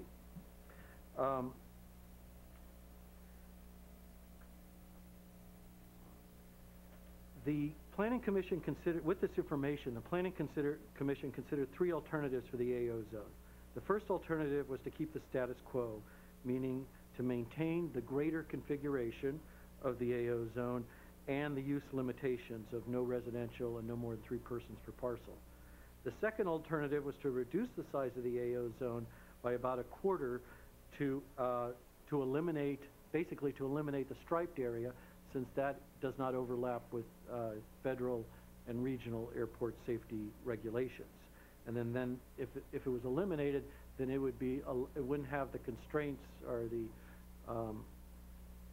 encumbrances of the AO zone, and it would be in parity with other W district parcels. And then the third alternative was to revise the site intensity limits to allow more than 3 persons per parcel at any time. And again, this was all tied to aircraft risk. If there was an accident, it's better to have 3 persons there than 5 persons. And that is the theory behind the limit. In the end, the Planning Commission recommends that your board enact a more flexible site intensity limit for the portion of the AO zone that's striped, that's not subject to other federal or regional requirements. And so basically, it's a very minor, modest change. For the striped area, the Planning Commission is recommending a more flexible way to determine the 3 persons per parcel that could allow a bit more flexibility for different sized parcels. And then other than that, the Planning Commission says wait till the Half Moon Bay Master Plan is complete before we do anything else in the AO zone. So it's a very minor change that the Planning Commission is recommending based on how to calculate the limits on number of people in the area of just the striped area. And then other than that, wait until the master plan's done and we'll look at it all again. The next topic relates to traffic mitigation requirements. Currently, the Public Works Department collects mitigation fees for new development for local road and drainage improvements. In addition, CCAG requires that we mitigate traffic impacts on designated roads due to large development proposals that generate over or more than 100 peak trips. And typically, transportation demand measures, or TDMs, are required for these large projects. And required TDMs may involve establishing an employee shuttle service or a van pooling, carpooling, subsidizing transit, charging employees for parking, or instituting a compressed work week. Currently, just to say it quickly again, Public Works collects mitigation fees for local roads CCAG has a requirement that all the jurisdictions have bought into, that if you have a large project generating more than 100 peak trips, TDMs will be required. A number of project participants have expressed a concern whether more could be done to avert increased traffic congestion and whether we could apply more traffic mitigation requirements to similar smaller size development, maybe moderate size development that may be under 100 additional peak hour trips, but not a new house, so to speak. So if a business complex came in that was under 100 trips, if there was something we could do, this was kind of the request. The Planning Commission is recommending that the county require transportation demand measures for new development projects that generate less than 100 peak hour trips but are large enough to not be exempt from CEQA. So what this does is this takes out the smallest of the small business and the individual single-family dwellings. They would not have to pay additional, I mean, they would not have to, they would not be required transportation mitigation, traffic demand measures, I guess it's called. It would be the moderate-sized businesses. And so basically what the Planning Commission is recommending is that we model an approach that CCAG is using for large-sized development and that it be applied to moderate-sized development in the Mid-Coast.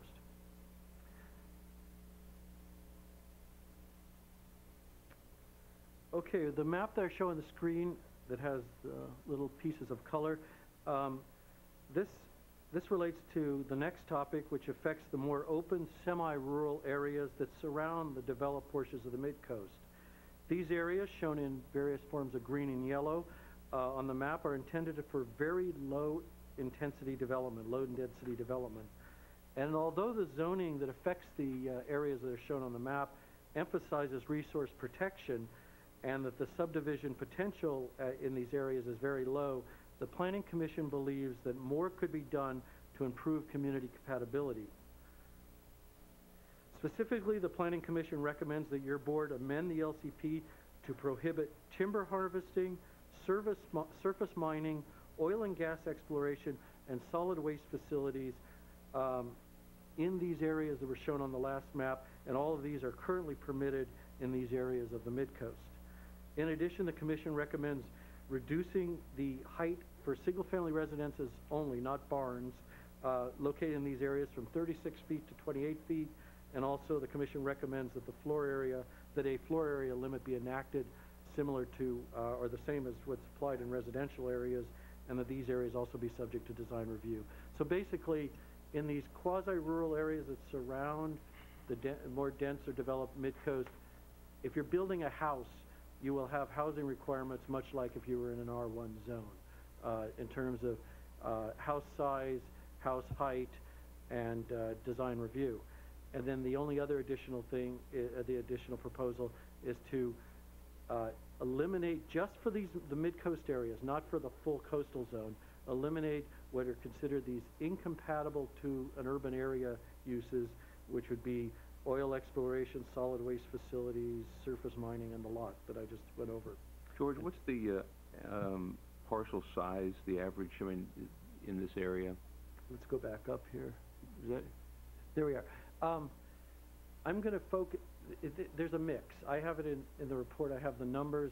They're generally, in terms of rural type parcels, they're very small. Usually, so we have some of the bigger parcels out there that may be 10 or 20 acres, but we have other areas where you have substandard lots, 2,500 square feet, and or a large number that may be less than a half an acre. And I'm going to get into those because the Planning Commission focuses in on the smaller ones. Great, thank you. Okay.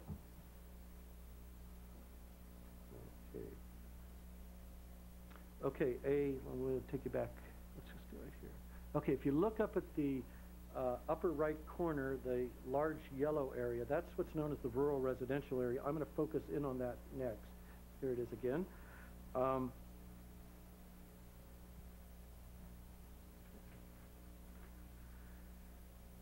A significant Mid-Coast rural area near the Mid-Coast is what's known as the rural residential area. This is a 233-acre area joining Montera that is largely subdivided into small lots and designated very low-density residential. The rural residential area is unique because It is the only rural area in the coastal zone, the county coastal zone, where the LCP allows sewer and water service, basically allows sewer and water lines to cross the urban-rural boundary. Currently, water lines exist in this area, and that's the reason for that provision, and water lines extended to about 80% of this area, although there are no sewer lines. At the suggestion of the Mid-Coast Community Council, the Planning Commission recommends fine-tuning the boundaries of the rural residential area so that only the portions currently served by water lines remain designated rural residential.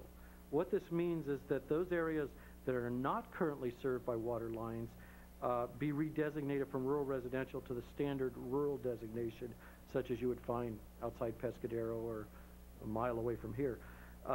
And these areas are shown in orange and on the map and on the screen. And by making this change, redesignating them from rural residential to rural, the boundaries of the rural residential area would then conform with its original intent.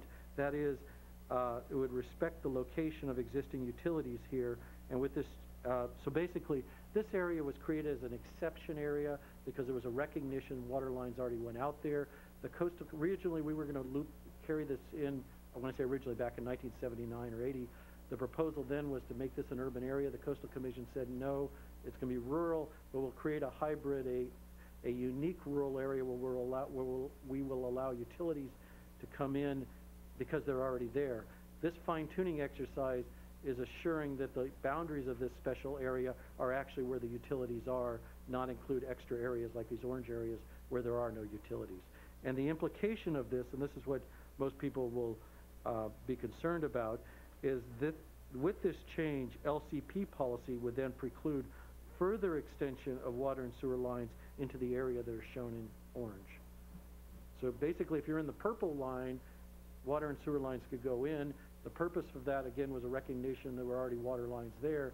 However, the orange areas don't have any utilities at all, and the proposal is to reconfigure the purple line so it doesn't include the orange areas.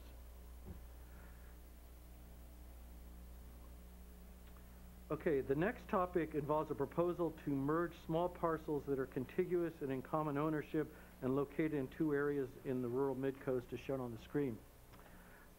In terms of background, the planned density for the mid-coast rural areas is 1 dwelling per 5 acres or lower, depending on the location. In actuality, there are areas like those shown on the screen, or within those shown on the screen, that are comprised of very small lots, particularly subdivided lots up in the rural residential area. Also, these lots may be too small to accommodate a septic system and meet environmental health setback requirements. As such, the Planning Commission recommends that your board authorize the merging of such small lots, again, that meet the requirements of the law, that they be contiguous and in common ownership for those areas that are shown on the screen.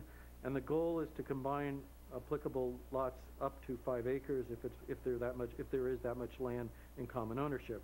Here again, the emphasis would be first merging the lots that occur on vacant parcels before developed parcels.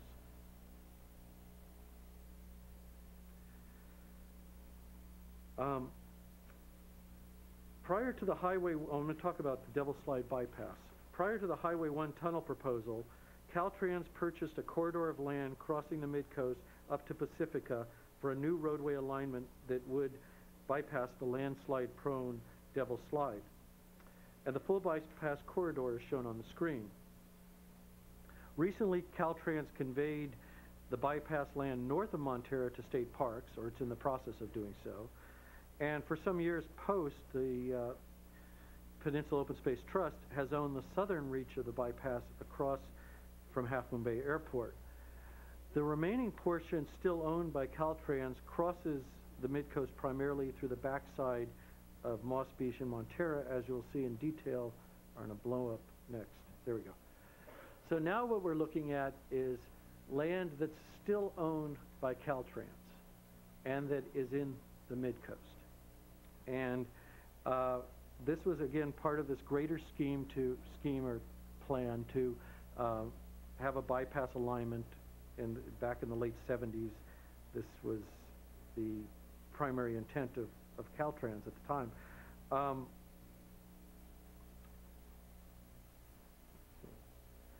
The land use and zoning designations for this section that goes through the mid-coast are shown on the screen. As you could see, the area, well, you can't see this. The area, I should inform you that the area is almost entirely comprised of subdivided substandard lots. Underneath this area are the same lots that were subdivided back in 1908 and 1910 for residential use everywhere else in the mid-coast.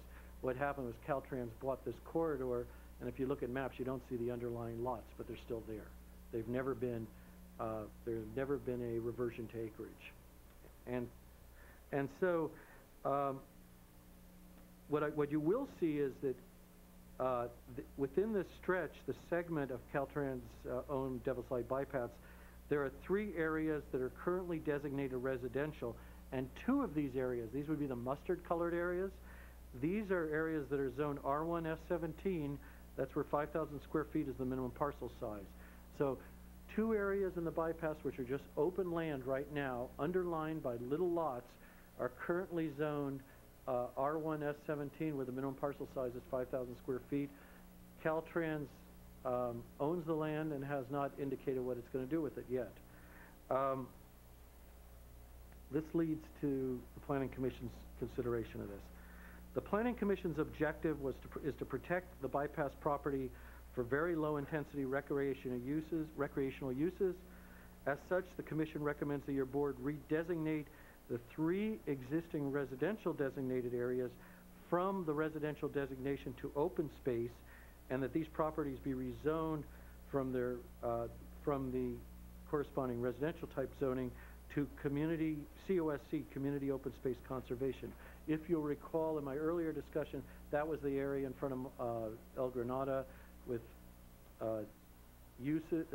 with open space, community open space uses, and the Planning Commission's recommending to allow no houses. The Commission is also recommending that that same zoning, probably with the same provision, be applied to the 3 properties that Caltrans, the 3 segments of the Caltrans bypass. Secondly, the Commission recommends that your board approve LCP policy amendments to promote future use of the bypass property for low-intensity recreation and to identify a coastside trail on that, an LCP trail. Finally, the Commission recommends that your board encourage Caltrans to voluntarily merge all those lots into one holding, and that Caltrans convey or sell the land to a public agency at a price no greater than its original cost. Just in terms of time, I am winding it up. I will be done by 3 o'clock.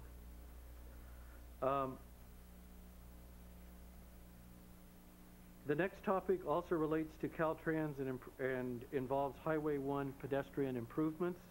In particular, the existing Highway 1 right-of-way is sufficiently wide enough to accommodate a pedestrian or multi-purpose trail. The right-of-way itself is much wider than the actual pavement and shoulder that's out there. It could be, like, I think 80 feet wider. In recent years, there have been discussions, particularly with the Park and Rec Division when they were doing coastside recreation analysis. There have been discussions about the benefits of having great separated pedestrian crossings at different Highway 1 locations. And there was also talk about, as I said, a multi-purpose trail running parallel to the highway. The Planning Commission supports initiating a process towards developing such future pedestrian improvements. Accordingly, the Commission recommends that your board, 1, approve LCP policy amendments to promote coordination with Caltrans in developing a Highway 1 parallel trail and or above or below grade or ground pedestrian crossings. And secondly, the Commission recommends that your board approve an LCP amendment to condition future Caltrans Highway 1 improvement projects to require some development of pedestrian access. We have it written into the proposal that it would be, in terms of the nexus requirement with all of these type of requirements, that the amount of improvement would be commensurate to the amount of the size of the improvement project. If they came out and painted a curb, we're not going to make them, the requirement is not that they build a complete trail, but if there's a substantial highway improvement, there would be a condition that there be a corresponding pedestrian improvement to go with it. The next topic Yes. The next topic relates to establishing limits on how much parcel area may be covered by ground level impervious surfaces, as well as limits on winter grading. In terms of background, surface water runoff can result in flooding, soil erosion, and depositing contaminants in coastal waters. Impervious surfaces, such as pavement and decking, can accelerate surface runoff, whereas pervious surfaces can reduce runoff and its consequences. The same goes for unchecked winter grading, which can induce erosion and sedimentation, and while a property that is a work site that's properly contained, if the grading is properly contained, can prevent such an outcome. Currently, San Mateo County complies with federal and state stormwater pollution requirements through CCAG's stormwater pollution protection program called the STOP program, and it's a comprehensive and effective pollution prevention program that has been permitted by the state agency as meeting federal requirements. The Planning Commission supports the STOP program efforts, but believes that more can be done. In particular, the Commission recommends that your board, in addition to maintaining the existing STOP program and future improvements, the Commission recommends that your board establish a 10% limit on the amount of parcel area that may be covered by pavement or ground level impervious surfaces not to exceed 1,170 square feet. What this means is that porous materials, and there are porous building materials out there, would be required once the 10% limit was exceeded. And they make porous asphalts, porous cements, and bricks and things like that.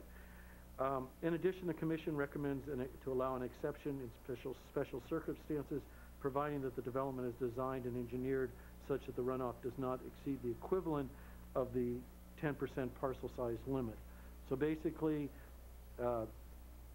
if you're building in the proposal is if you're building in the mid-coast, there would be a limit on ground level impervious surfaces, not the buildings themselves, but anything that is less than 18 inches in height, because that is the threshold of where our lot coverage.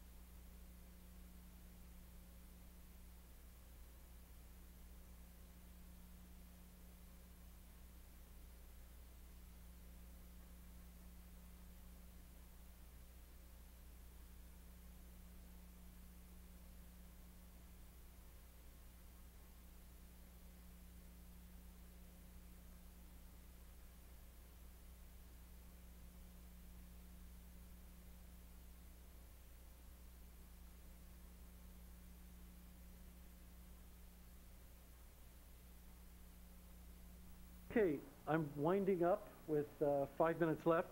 I'm going to summarize the remaining proposals. These can be explained basically with one sentence. The remaining project tasks included in the Planning Commission recommendation are shown on the screen, and these are, I'll go through the 5 of them. When I'm done with this will be the entire project I've gone over today.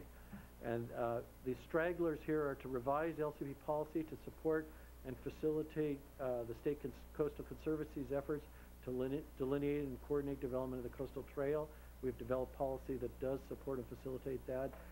Also, we've revised the recreation components of the LCP to update trail policies, particularly the role of trail providing agencies, because new agencies and functions of agencies have changed over the 20 years since the LCP was originally adopted, including the names of particular trails.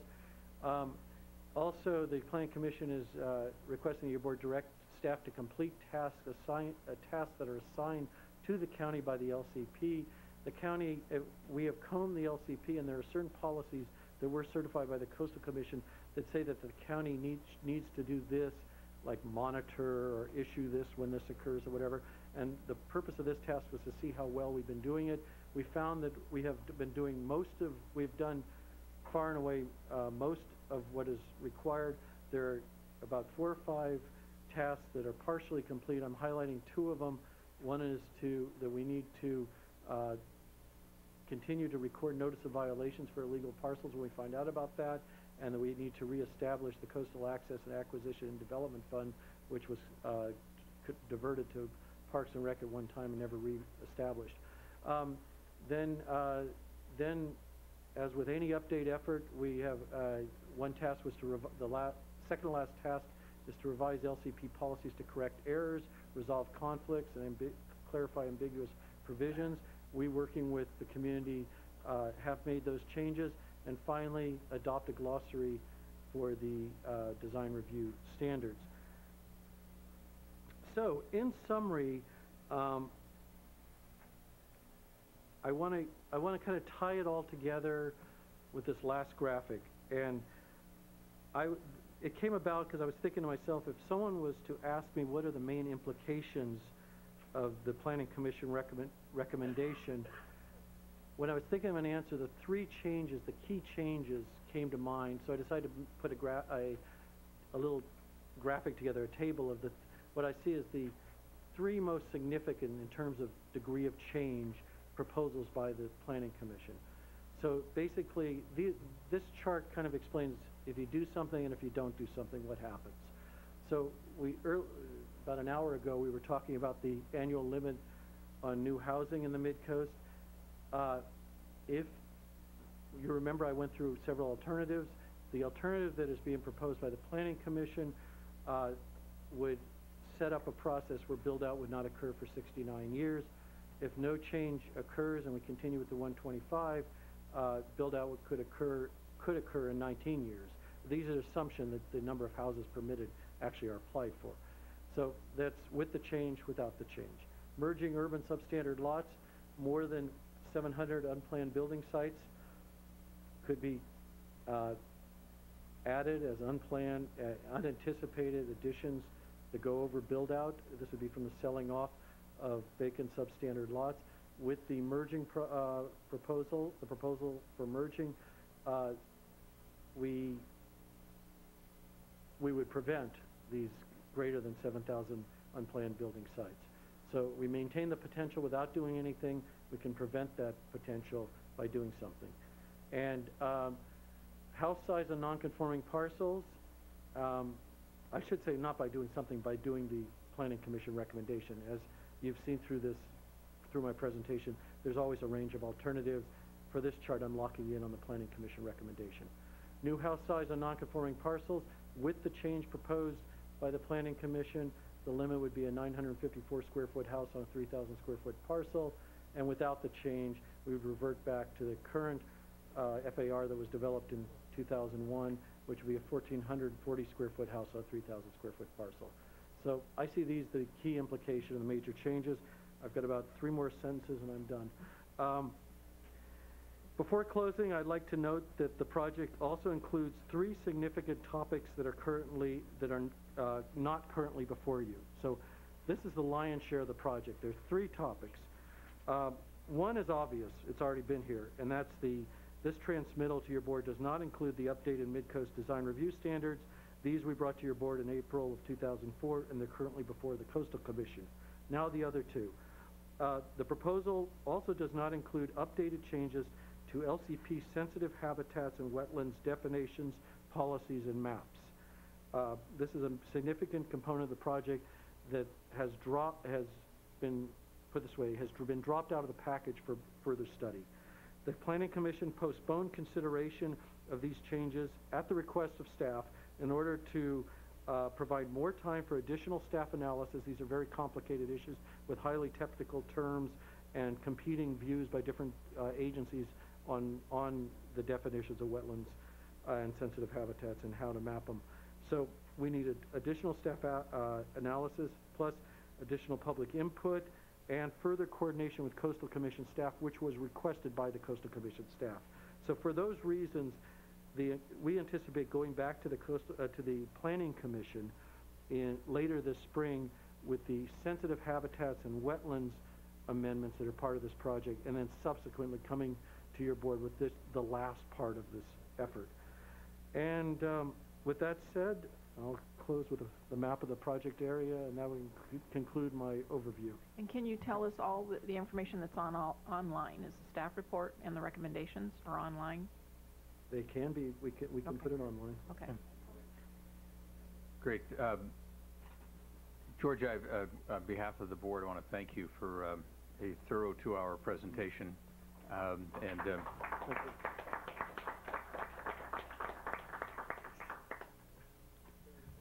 He can take the rest of the day off as far as I'm concerned. Thank you. And keep the water. Any other comments or questions from members of the board? I want to thank the public for joining us this afternoon. We will stand in adjournment, noting that the board does have a regular scheduled board meeting on February 8th, and we will also hold a meeting on February 15th, and I believe at 10 a.m. On that day we will take up the first of our segments on the local coastal plan. So, thank you.